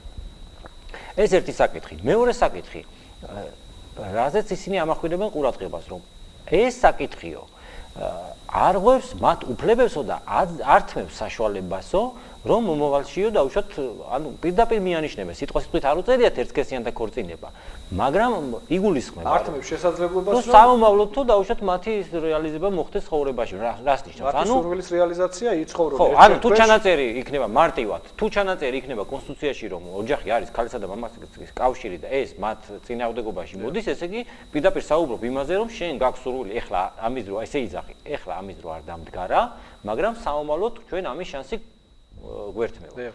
ნუ ყველაფერი ნათელია მე მგონი აი ამ პიროვნებების და ის საუბრები წინასაარჩევნო ზოგიერთი პარტიის რომ დაუშვათ ჩვენ აი ამას იდეაში მხარს უჭერთ, მაგრამ ეს კონსტიტუციაში არ უნდა ჩაიწეროს, ეს იყო სწორედ არჩევნებს უკავშირდება მათი ესეთი ლავირება და მათი სურვილი, ან ყოველ შემთხვევაში შეიძლება დიდი სურვილი მათ არ ქონდეთ, მაგრამ ის პიროვნებები არიან, რომლებიც ხელს აწევენ და მხარს დაუჭერენ საქართველოში ერთნაირსქესიანთა ქორწინებას, იმიტომ რომ ეს მათ დაავალეს. მაინც შევახსენოთ საზოგადოებას თუ რაზე არის საუბარი, პატრიოტული ტელემაყურებლებო, ბატონი ზვიად ტომარაძე არის ერთ-ერთი ხელმომწერი იმ სარეფერენდუმოდ გამზადებული წინადადებისა, რომელმაც წარმატებით გაიარა ასე ვთქვათ, პროცედურა ცენტრალურ საარჩევნო კომისიაში, იქ დაიდო დასკვნა, რომ არავითარი ხარვეზი თქვენს მიერ შემუშავებულ წინადადებას, რომელსაც ხელს აწერენ ჩვენი მეგობრები ბატონი სანდრო ბრიგაძე, სოსო მანჯავიძე, თქვენ, ბატონი მერაბ შათირიშვილი, თუ არ ვწდები და ბატონი გიორგი გიგაური, დიახ, არც ერთი არ გამოვრჩეს, იმიტომ რომ ყველა ძალიან მნიშვნელოვანია. გაიარა რა შესაბამისი პროცედურები ცენტრალურ საარჩევნო კომისიაში, შემდგომში უნდა მომხდარიყო ვიზირება აღნიშნულთან დაკავშირებით საქართველოს პრეზიდენტის მხრიდან და აი პრეზიდენტმა უარი განაცხადა ვიზირებაზე, რაც გათვალისწინებულია შესაბამისი კანონმდებლობით, ერთადერთი მოტივით, რომ თურმე საქართველოს ტერიტორიების 22%-ის ოკუპაციის გამო საქართველოს მთელ ტერიტორიაზე ვერ ტარდება რეფერენდუმი და შესაბამისად ეს გახდა მიზეზი პრეზიდენტის მხრიდან აღნიშნული საკითხის სარეფერენდუმოდ წარმოდგენასთან დაკავშირებით მიმდინარე მოსალოდნელ მომავალ არჩევნებთან ერთად. და აი თუ შეიძლება ეს სამართლებრივად რომ განგვიმარტოთ თქვენ Facebook-ზე გქონდათ სხვა შორის ძალიან კარგი სტატუსი ამასთან დაკავშირებით. რაში ცდება პრეზიდენტი, აპრიორი ცდება თუ არა პრეზიდენტი და შეგვიძლია თუ არა რომ ასე ვთქვათ, საკონსტიტუციო სასამართლოს გზით მოვახდინოთ დენონსაცია მის მიერ მიღებული, ასე ვთქვათ, გადაწყვეტილების. საქმე იმაშიც გახლავთ, რომ ეს არგუმენტი, რომელიც კანონში პირდაპირ წერია, რომ პრეზიდენტმა უარის თქვის შემთხვევაში უნდა დაასაბუთოს მოტივირებულად და არგუმენტირებულად. პრეზიდენტის ეს არგუმენტი იმდენად უსუსური იყო, რომ არათუ პრეზიდენტის ინსტიტუტის, ახლა პრეზიდენტის ამას არ დაწესდა, ამას ყავს გარკვეული იურისტები, ხო? ზოგადად აი თავმოყარი დამწყები იურისტისთვისაც კი, ასე ვთქვათ, შეურაცხყოფელი იქნებოდა ეს არგუმენტი. საქმე იმაში გახლავთ, რომ როდესაც პრეზიდენტი საუბრობს, რომ რეფერენდუმის კანონში რადგან წერია, რომ რეფერენდუმი არ შეიძლება მოეწყოს იმის გამო, რომ რეფერენდუმი ტარდება საქართველოს მთელ ტერიტორიაზე და აქედან გამომდინარე ჩვენი ტერიტორიები ოკუპირებულია და ეს რაღაც ამის გამო არ შეიძლება ჩატარდეს. ეს არის ძალიან უსუსური არგუმენტი, რადგან რეფერენდუმის შესახებ კანონში ეს ჩანაწერი იმითომ წერია, რომ რეფერენდუმი ტარდება საქართველოს მთელ ტერიტორიაზე, რომ საქართველოს მთელი ტერიტორია რეფერენდუმი არ შეიძლება ჩატარდეს დაუშვათ ქუთაისში, იმერეთში, კახეთში, ან რომელიმე ტერიტორიულ ერთეულში, ან რომელიმე რეგიონის გამოკლებით. ან რომელიმე რეგიონის გამოკლებით. აქედან გამომდინარე პრეზიდენტის ეს არგუმენტი არის ძალიან უსუსური. ოკუპაცია არის თუ არა შემზღუდავი გარემოება რეფერენდუმის ჩატარებას. რა თქმა უნდა, არ არის ამის შემზღუდავი, რადგან და მაგალითი თუ შეგვიძლია დავიმოწმოთ იმასთან დაკავშირებით, რომ უკვე ჩატარდა ქვეყანაში რეფერენდუმი ამ მიმართულებით. პრეზიდენტმა აი ამ თავისი განცხადებით, ამ თავისი არგუმენტით არალეგიტიმურად აღიარა ბოლო 20 წლის მანძილზე საქართველოში ჩატარებული რეფერენდუმი ჩატარდა სხვადასხვა 2003 წელს, როდესაც პარლამენტის შემადგენლობა შეიცვალა 225-დან ჩამოვიდა 150-მდე. ასევე ჩატარდა პლებისციტი, ასევე ჩატარდა არჩევნები, ნუ თვითონ თავის აღიარა. თქვა პლებისციტს არ აქვს სავალდებულო ძალა, მაგრამ ფაქტია, რომ 2003 წელს ჩატარებული რეფერენდუმის პირობებში საქართველოს ოკუპაცია იყო სახეზე და მაშინ გამომდინარე აქედან თავად პრეზიდენტის ინსტიტუტის ლეგიტიმაციაც დგებათ კითხვის ნიშნის ქვეშ. რა თქმა უნდა, თავის ეს დგება. პარლამენტი ფაქტია 2008 წლის მე-7 მოწვევის პარლამენტი შედგა სწორედ 150-იანი სიითი შემადგენლობის დეპუტაციის უფლებამოსილების განხორციელების გზით. და სწორედ ბატონი პრეზიდენტი მარგველაშვილი შემდგომში თავის ინსტიტუციას ლეგიტიმაციის ფარგლებში განიხილავს როგორც სამართალ მემკვიდრეს ასეთი პარლამენტის მიერ მიღებული შემდგომი საკანონმდებლო აქტების. სხვათა შორის ბატონო დიდი ძალიან მნიშვნელოვანი რამ მინდა გითხრათ, რამოდენიმე პიროვნება, სხვათა შორის რუსთავი ორის ეთერშიც გამოგზავნენ, პიროვნებები, რომლებიც თქვენს განაცხადეს ეთერში, რომ ჩვენო იდეის დონეზეო, ამას მხარს არ უჭერთ რეფერენდუმსო და ზოგადად ამ საკითხზე, მაგრამ პრეზიდენტის არგუმენტებიო იყო ძალიან უსუსურიო. ან პირდაპირ აღიარეს თვითონაც, ალბათ რაღაც სიდისმა შეაწუხათ და თქვენს საკონსტიტუციო საარჩევნების ავტორიც ხართ თქვენ ამდენად ჩემთვის ცნობილი. საკონსტიტუციო რომელი საარჩევნის? აი პრეზიდენტის აქტის პატივაცნობის ამაზე მიმდინარეობს მუშაობა და მუშაობა მიმდინარეობს ჯერჯერობით. დიახ, აუცილებლად. ანუ შეგვიძლია უთხრათ უკვე ტელემაყურებელს იმასთან დაკავშირებით, რომ აუცილებლად წარადგენთ შემხედარ ნაბიჯებს გადადგავთ. რა თქმა უნდა, ეხლა მე არ ამგონია პრეზიდენტის აქტის წინააღმდეგ. ჩვენი 224,000 მოქალაქე, რომლებმაც ეს იყო მხოლოდ ხელმომწერი და გარდა ამისა მთელი საქართველო გულშემატკივრობდა ამ საკითხს და მხარში გვედგა, არ ამგონია უნდა დარჩეს გაწბილებული და ესე მარტივად, ასე ვთქვათ, არ უნდა ჩავიქნიოთ ამაზე ხელი და რახან პრეზიდენტმა განაცხადა, რომ ის რეფერენდუმს არ დანიშნავს სრულიად უსუსური არგუმენტებით, ხუდი დავიხუროთ და ახლა კი ბატონო, რადგან არ დანიშნავთ, კაი, ნუ დავნიშნავთ. რა თქმა უნდა, ჩვენ ამას ვიბრძოლებთ და ვიბრძოლებთ კანონის მიხედვით და იმეჭვი არ მეპარება, რომ ჩვენ ამ ბრძოლაში გავიმარჯვებთ. თქვენ ამარჩენებში მონაწილეობას არ ღებულობთ. მე ამარჩენებში მონაწილეობას არ ვღებულობ, მქონდა რამოდენიმე საინტერესო შემოთავაზება, თუმცა მე გადავწყვეტე, რომ ამარჩენებში მონაწილეობას არ მივიღებდი და ბატონო დიმიტრი, თქვენი კითხვა, აი IDFI-თან დაკავშირებით, რა თქმა უნდა, ძალიან საწყენია და ძალიან სამწუხაროა. მე საერთოდ სოციალურ ქსელშიც არაერთხელ აღვნიშნე, რომ არ შეიძლება საგარეო პოლიტიკური კურსის გამო ადამიანები ესე ორ მტრულ ბანაკად გავეწყოთ და არ შეიძლება დაუსაბუთებელი და ესეთი რაღაც ისინი მივანიჭოთ, ასე ვთქვათ, უსაბუთოდ, უარგუმენტოდ ესეთი ტიტულები, რომ დავუშვათ რაღაც პროპაგანდას ვაჟღერებ, ან მე, ან თქვენ ბატონო დიმიტრი, იმის გამო, რომ ჩვენ რაღაც დავუშვათ ქვეყნის საგარეო ვექტორთან დაკავშირებით რაღაც განსხვავებული მოსაზრებები გაგვაჩნია. ეს არ შეიძლება და ეს ამ პიროვნებებს, აი ესეთ ორგანიზაციებს მე მოუწოდებ, რომ გაცილებით ისეთი გონივრული განცხადებები აკეთებთ და თავი შეიკავონ ასეთი განცხადებების გაკეთებისაგან, მით უმეტეს, როდესაც პირდაპირ მოუწოდებენ ეს პიროვნებები, რომ დავუშვათ სახელმწიფომ რაღაც რეპრესიული მეთოდები განახორციელოს ჩვენ წინააღმდეგ. ეს არ შეიძლება და უფრო მეტიც მე თუ ესეთი სამართლიანები ბრძანდებიან ეს ბატონები, მაშინ გამოიძიონ ის საკითხები, როგორც საქმიანობენ არასამთავრობო ორგანიზაციები, აი პირდაპირ გამოიძიონ, თუ ქვეყანაზე გული შესტკივათ და ისინი დავუშვათ ამით არ აამებენ თავის დამფინანსებლებს, თუ როგორ საქმიანობს ჩვენი არასამთავრობო სექტორი, დავუშვათ ვისგან ფინანსდება და რატო ფინანსდება. ორ მაგალითს მოვიყვან. კი ბატონო, ყველას ანატომია იქნება შესწავლილი, ჩვენ ამაში სუფთა ვართ, მეც, თქვენც ბატონო დიმიტრი და ჩვენმა საზოგადოებამ და ჩვენმა მაყურებელმა ძალიან კარგად იცის და ყველა იცის ვინ არის და ვინ ვითი საზრდოობს და ვისი ის რა არის. მე ყოველთვის ვიცავ ჩემი ქვეყნის ტრადიციული ოჯახის და ჩემი მართლმადიდებლობის ინტერესებს და აქედან გამომდინარე ახლა რას დამარქვევენ და ეს თუ კრემლის პროპაგანდაა, კი ბატონო, ერქვას კრემლის პროპაგანდა, თუმცა მე არანაირი შეხება არც. დიდი ბოდიში, თუ ეს კრემლის პროპაგანდაა, მაშინ ეროვნული პოზიცია რაღაცაა. ხო, აი ძალიან მაინტერესებს, ძალიან კაი კითხვაა. მაშინ რა არის? მაშინ რაღაცში მდგომარეობს ეროვნული პოზიცია. მე შემთხვევით არ მაწერია მკლავზე სამიანი პატივცემულო ტელემაყურებლებო. მიუხედავად იმისა, რომ ეს არის კომპანია პოლოს, ასე ვთქვათ, ორიგინალური ჩანაფიქრი სამიანი არ არის სპეციალური დაკვეთა, სპეციალური დაკვეთა არ არის, მაგრამ ესე გამოდის, რომ მაგრამ მინდა მაინც ვისარგებლო ამ შემთხვევით და განმარტო, რომ თუ ჩვენ გვინდა, რომ მომავალ პარლამენტში ჟღერდეს პროტესტი და არა მხოლოდ პროტესტი, არამედ დასაბუთებული, არგუმენტირებული საკანონმდებლო ინიციატივები. იმასთან დაკავშირებით, რომ ჩვენ ყველაზე უფრო მავნე ზეგავლენისგან დავიცვათ ჩვენი მომავალი თაობები. იქნება ეს ანტიდისკრიმინაციული კანონი. იქნება ეს საეჭვო გლობალური საგანმანათლებლო პროგრამები, რომელიც ჰომოსექსუალიზმის მიმღებლობის დაშვებას გულისხმობს ზოგად საგანმანათლებლო სკოლებში. იქნება ეს იუვენალური იუსტიცია. თუ სხვა მავნე პოზიციები, რომლითაც ძალიან უხვად, ასე ვთქვათ, ბრალირებს არასამთავრობო სექტორი, უცხო სახელმწიფოს გადასახადის გადამხდელთა დაფინანსებული.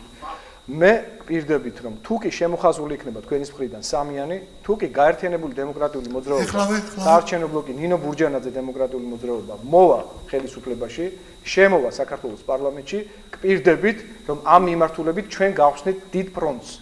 გავხსნით ცეცხლს, არ მივცემთ არავის უფლებას, რომ შეგვიცვალოს დემოგრაფიული პლაზმა ქვეყანაში, არ მივცემთ არავის უფლებას, მოგვიწამლონ ზნეობრივად ჩვენი შვილები, არ მივცემთ არავის უფლებას, რომ საქართველოში საერთოდ დაამყაროს, ასე ვთქვათ, ლიბერალური დიქტატურა. დიმა, ანუ შეცვლით უკვე დამყარებულს.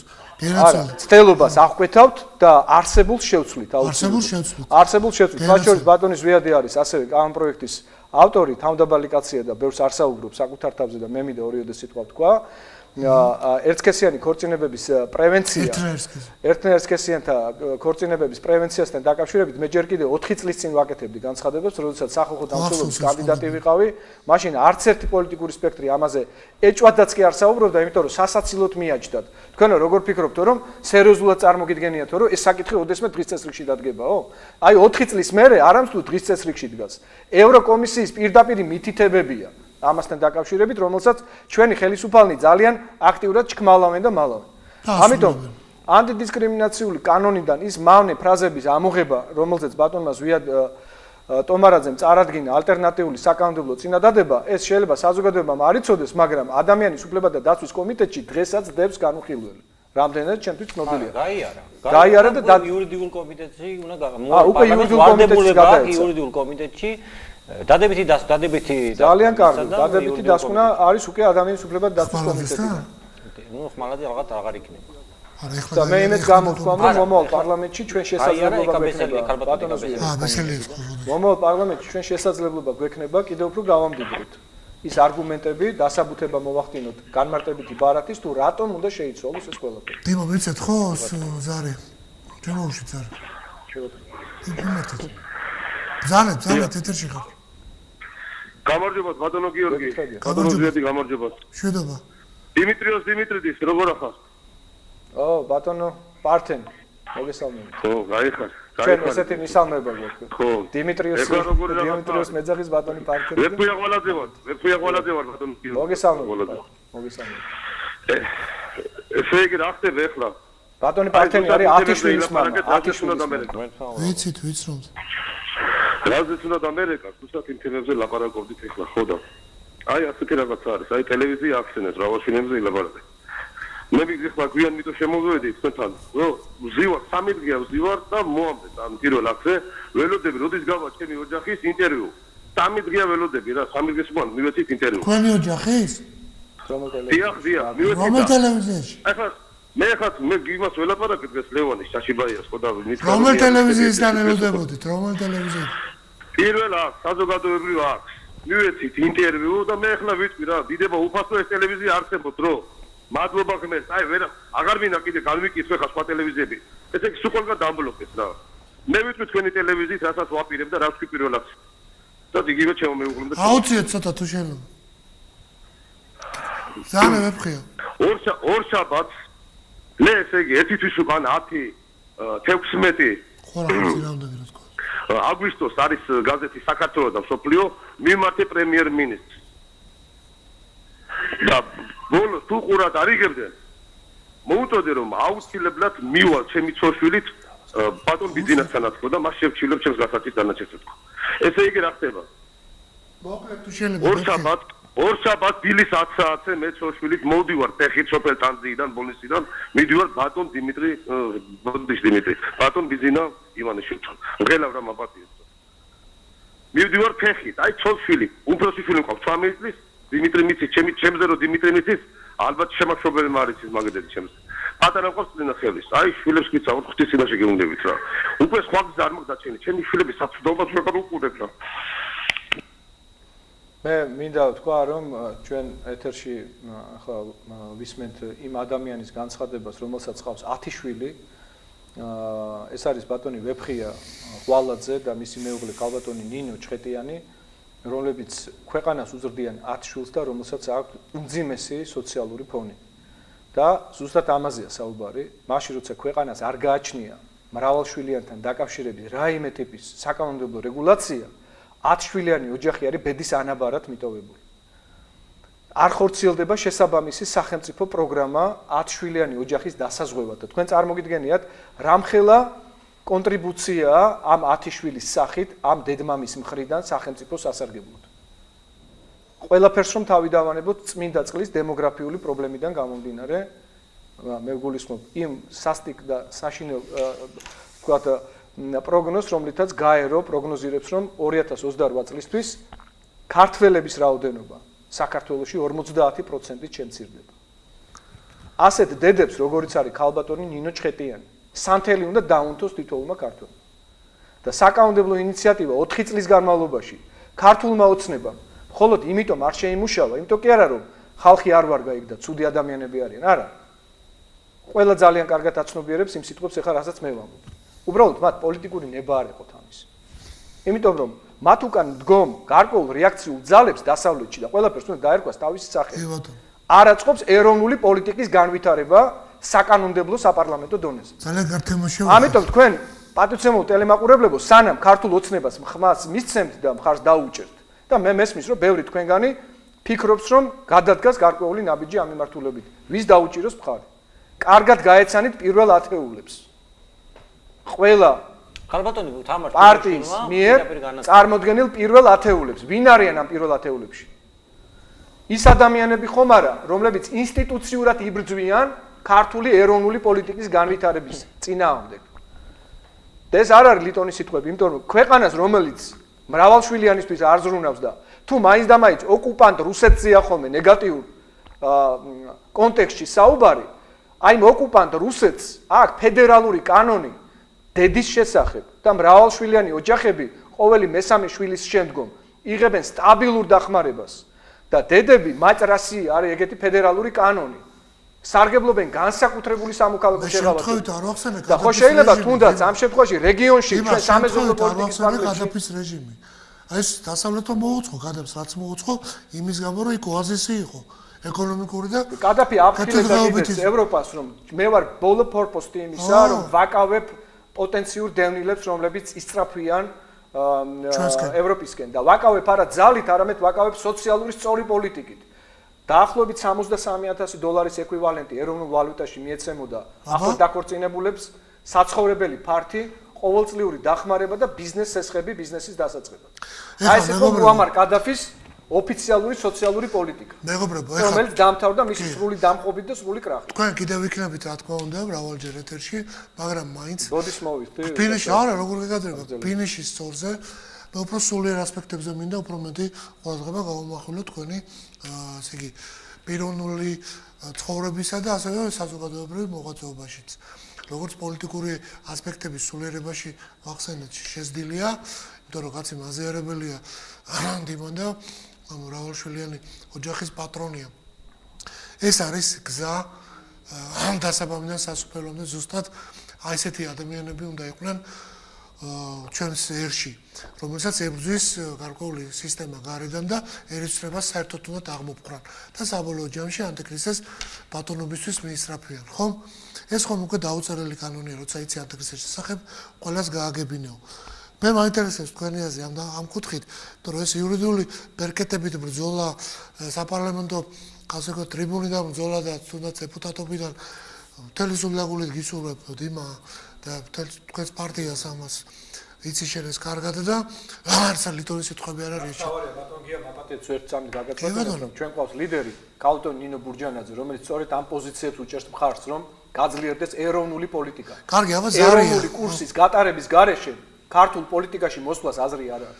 თუ შენ არ იღებ ვალდებულებას რომ გაატარებ ქვეყანაში ეროვნულ კურსს და ეროვნულ კურსს მიყვები ბოლომდე, სანამ ხარ პოლიტიკაში, მაშინ ჯობია დღესვე წახვიდე პოლიტიკაში. გასაგებია, მაგთამაზე საუბრობთ, რა თქმა უნდა, სწორი პოლიტიკაა ეგ.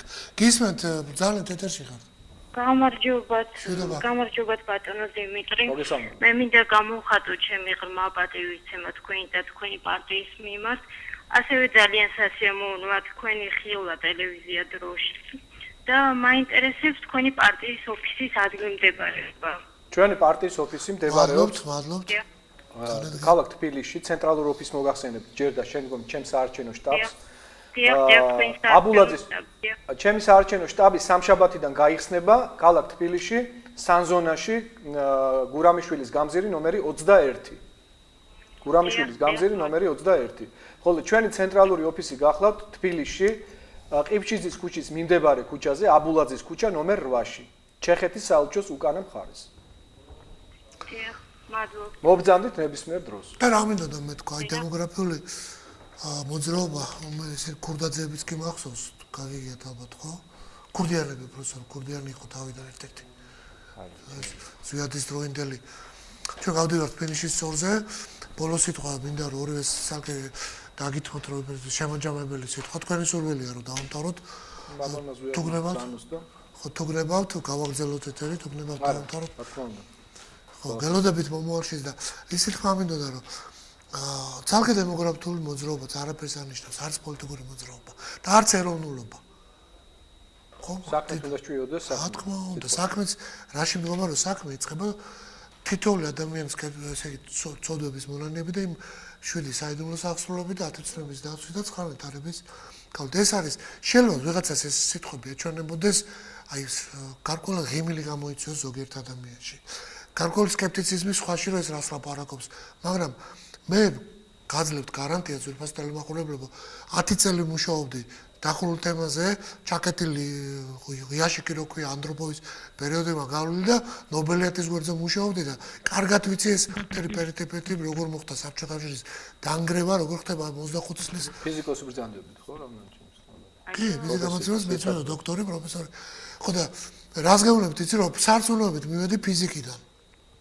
და უფალი შევიგზენი აქედან და მე ამ ადამიანებში გოლანტებულებში ყველაში ვხედავ ზუსტად მე რო ვხედავ იმიტომ კი არა რომ უნდა ხედავდეს ბრძანეთ ეთერში ხართ გისმენთ მაპატიეთ გაგაწყვეტინეთ დიახ გისმენთ მოგესალმებით სამივეს წეღანდარეკა ქალბატონმა გაურკვეველია სამი ადამიანი ეთერში ზის ერთსესალმებს ჩემი საქმე არ არის უბრალოდ შეკითხვა მაქვს ესეთი ეროვნულობაზე ჩამოვარდა ლაპარაკი და როცა მოხვალ და სავარაუდოდ მოხვალთ ბატონო დიმიტრი როგორ ფიქრობ დააბრუნებთ ეროვნულობას და მამის სახელს თუ როგორ იქნება ეს ამბავი პირადობის მადლობთ ძალიან მნიშვნელოვანია მე ვფიქრობ კი რატომაც არა ქალბატონო თუ კი ასეთი მოთხოვნა იქნება რომ რეკვიზიტებში აღდგეს ყველა ის პარამეტრი, რომელსაც საზოგადოება მოითხოვს. და მე ვიცი, რომ დრტვინვა არის საზოგადოებაში ამ მიმართულებით.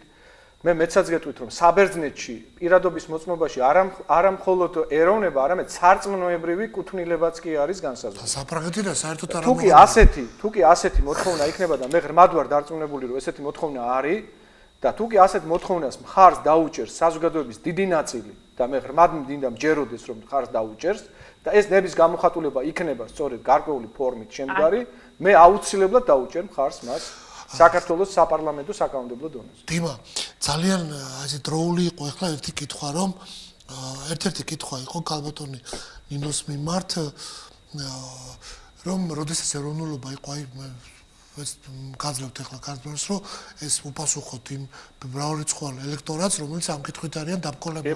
ნინოს მიმართ და მივხვდი ალბათ რას ვამბობ, რომ მის დროს მოხდა ეროვნების ამოღება. თქვენ გაქვთ ამაზე პასუხი? მე გეტყვით, რომ ამ გადაწყვეტილებას ჰქონდა თავისი სარჩული. ეს არის ძალიან საკამათო თემა და მე მზად ვარ, რომ ამ დიალოგში, რა თქმა უნდა, მონაწილეობა მივიღო იმ პოზიციის დასაცავად, რომ ეროვნებაც უნდა აღდგეს, დიახ, მე უჭერ ამას პირადად. მე პირადად უჭერ ამას მხარს. ეროვნებაც უნდა აღდგეს რეკვიზიტში და მამის სახელიც აუცილებლად უნდა აღდგეს და მამის სახელი თუნდაც იმიტომ უნდა აღდგეს, რომ ძალიან ხშირ შემთხვევაში მამის სახელი, რომელიც არ არის ფიგურირებული დღევანდელ პირადობის მოწმობებში, მაინც საჭიროა ხოლმე ამა თუ იმ დოკუმენტის შევსების დროს და ხშირად უხერხულ მდგომარეობაში ვარდებით, როდესაც ამა თუ იმ ანკეტის თუ დოკუმენტის შევსების პროცესში მაინც გვიწევს მამის სახელის ჩაწერა. თუ კი გვიწევს, მაშინ ბუნებრივია ის უნდა იყოს აუცილებლად პირადობის მოწმობაშიც და მეორე. როდესაც ჩვენ გვყავს ეროვნული უმცირესობები, ბუნებრივია, ეროვნული უმცირესობებისადმი კუთვნილების საკითხი განისაზღვრება ამ ადამიანის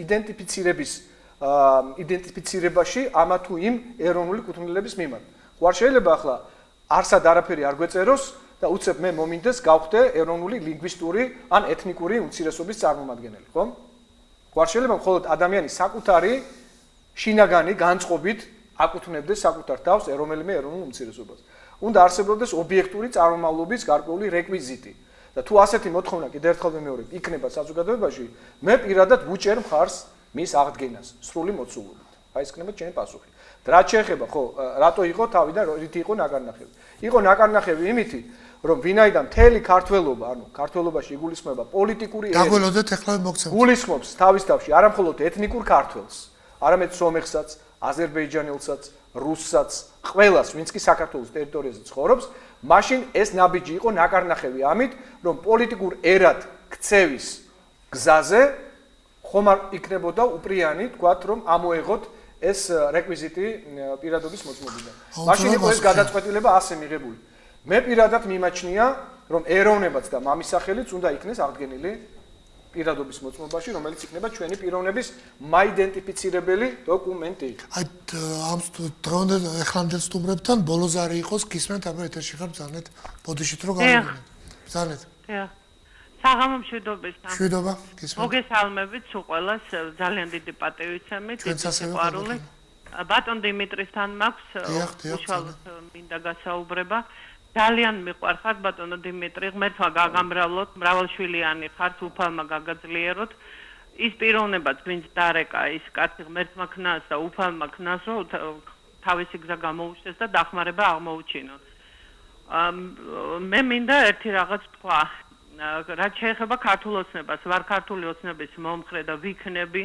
ვინაიდან ბიზინა ივანიშვილი უდიდესი ქველმოქმედია და არ შეიძლება ყველაფერი ბიზინა ივანიშვილს აეკიდოს ამ ქვეყანაში კანონმდებლობა ერთბაშად ყველაფერი არ მოხდება. სრულად გეთანხმებით ალბათ. ბატონო დიმიტრი, ერთი წუთით რა თუ შეიძლება. ბატონო დიმიტრი, ძალიან დიდი სიყვარული გაქვთ ხალხში. ჯერ თქვენი ოჯახის გამო რომ ქართველი კაცის მეოჯახე და მრავალშვილიანი. თქვენ რომ ნინო ბურჯანაძის პარტიაში არ იყოთ და ცალკე იყოთ, მერწმუნეთ წინა არჩევნებშიც იქნებოდით პარლამენტში და ეხლაც. ნინო ბურჯანაძე არის კაცთ მოძულე, მოგიყვანთ ერთ-ერთ მაგალითს. ბატონო, ძალიან გთხოვთ იყავით კორექტული, ერთი წუთით, ერთი წუთით რომ მე რომ მეუნებით. გეთახმებით მეთქი და ერთ მაცალეთო მეუნებით. ისაუბრეთ თუ შეიძლება ცოტა კორექტულად და ეთიკურად, ძალიან გთხოვთ რა. ბრძანეთ, გააგრძელეთ. როგორ შეიძლება ესეც საუბრები კაცო რა? არა, კაცთ მოძულე რა, ლაპარაკია. არ შეიძლება რა. კიდე ოცნების ეხავი და კიდე ნაციონალების ეხავი. მე არ ვიცი, ქალბატონს რა. არ შეიძლება ესე საუბარი კაცო რა. ბოდის ვიცი, თუ შეიძლება ემოციების გამო. არა, ნუ დიმა არ შეიძლება რა. პრიორიტეტი ენიჭება მაყურებელს. ჩვენ ლაპარაკობთ სურვიერებაზე, ლაპარაკობთ სიყვარულზე და ამ დროს იფქავა ეთერი და მადლობა ეთიკური ნორმების დაცვისთვის, თუმცა კიდევ ერთხელ ვიმეორებ. პრიორიტეტი ენიჭება საზოგადოებას და საზოგადოების კეთმაღლად ლაპარაკობს. ერთი ქართული ოცნების რო განა. გოლია რა მეტი ხარ ვინმეზე? ბატონო გია. ძალიან მაინტერესებს ერთი რა. ბატონო გია. არ არის ეს. არ შეიძლება, ქალბატონია და როგორ შეიძლება ესე მეტყველება რა. თუ შეიძლება აქვს ქალბატონს უფლება ესე რომ არ გავცე პასუხი, დამოკიდებულება. თუმცა კაცთმოძულეობასთან დაკავშირებით ნამდვილად არ დაგეთანხმებით. და ამავე დროს გეტყვით, რომ ჩემი პოლიტიკური არჩევანი ვიყო ქალბატონ ნინო ბურჯანაძესთან ერთად განპირობებულია იმ რესურსებიდან გამომდინარე, ადამიანურ რესურსს გულისხმობ, რომელსაც ფლობს როგორც დიპლომატი და როგორც პოლიტიკოსი ქალბატონ ნინო ბურჯანაძე. მან ეს დაამტკიცა არაერთგზის და ბოლო პრეზენტაცია, რომელიც რუსთავიორის ეთერში გაიმართა, მე ვფიქრობ, აბსოლუტური ნათელი მტკიცებულებაა იმისა, რომ ვერც ფეხბურთელები, ვერც მომღერლები და რომელიმე სახელოვნებო წრიდან შემოსულები გუშინ სცენიდან პირდაპირ მოსულები პოლიტიკაში ვერ განახორციელებენ იმ იდეას, რასაც საქართველოს ტერიტორიული მთლიანობის აღდგენისა და განსაზღვრის პოლიტიკური ფასი ქვია. ეს უნდა გააკეთოს პოლიტიკოსმა. დიახ, სამწუხაროდ ჩვენ არ ვართ განებივრებულები პოლიტიკოსებით და სამწუხაროდ ჩვენ ვართ 1 2 3 პოლიტიკოსის იმედად. და ქალბატონ ნინო ბურჯანაძე არის იმ რესურსის მატარებელი, რომელსაც ნამდვილად შეუძლია ბრიუსელშიც, ნიუ-იორკშიც, მოსკოვშიც, ტოკიოშიც და პეკინშიც თავაწეულმა იაროს და აკეთოს ქართული საქმე, თუ კი მისი გუნდი იქნება ქართული საქმის განმახორციელებელი. და დამერწმუნეთ, სანამ მე ამ გუნდში ვარ, ქართული იდეა, ქართული პროპაგანდა, ქართული კანონმდებლობა, ეროვნული ინტერესი, ეროვნული კურსი აუცილებლად იქნება განხორციელებადი. და მე ზუსტად ვიცი, რომ ქალბატონი ნინო ბურჯანაძე უჭერს ქართული ეროვნული კურსით სვლა გეზს.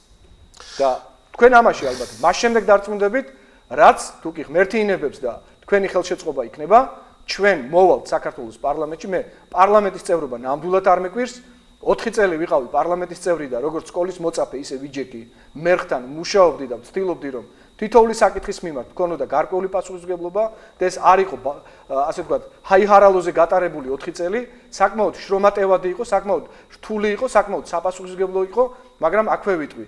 ეს იყო ძალიან საინტერესო 4 წელი ჩემს ცხოვრებაში. მე მივიღე ის გამოცდილება, რომლის რეალიზაციას მე შევძლებ, თუ კი თქვენი მხარდაჭერა იქნა 2016 წლის 8 ოქტომბრის არჩევნებზე. და თუ კი საარჩევნო სიითი ნომერი 3 ნინო ბურჯანაძე დემოკრატიული მოძრაობა იქნება თქვენი არჩევანი. და თუ კი ქალბატონ ნინოს დაუდგებით თქვენ გვერდით როგორც ამორჩეველი და თუ კი ქალბატონი ნინო თავისი გუნდის მხრიდან, მათ შორის ჩემი მხრიდან იქნება გაძლიერებული იმ სულისკვეთებით, რასაც ეროვნული იდეის გატარება ქვია ქართულ პოლიტიკურ ცხოვრებაში.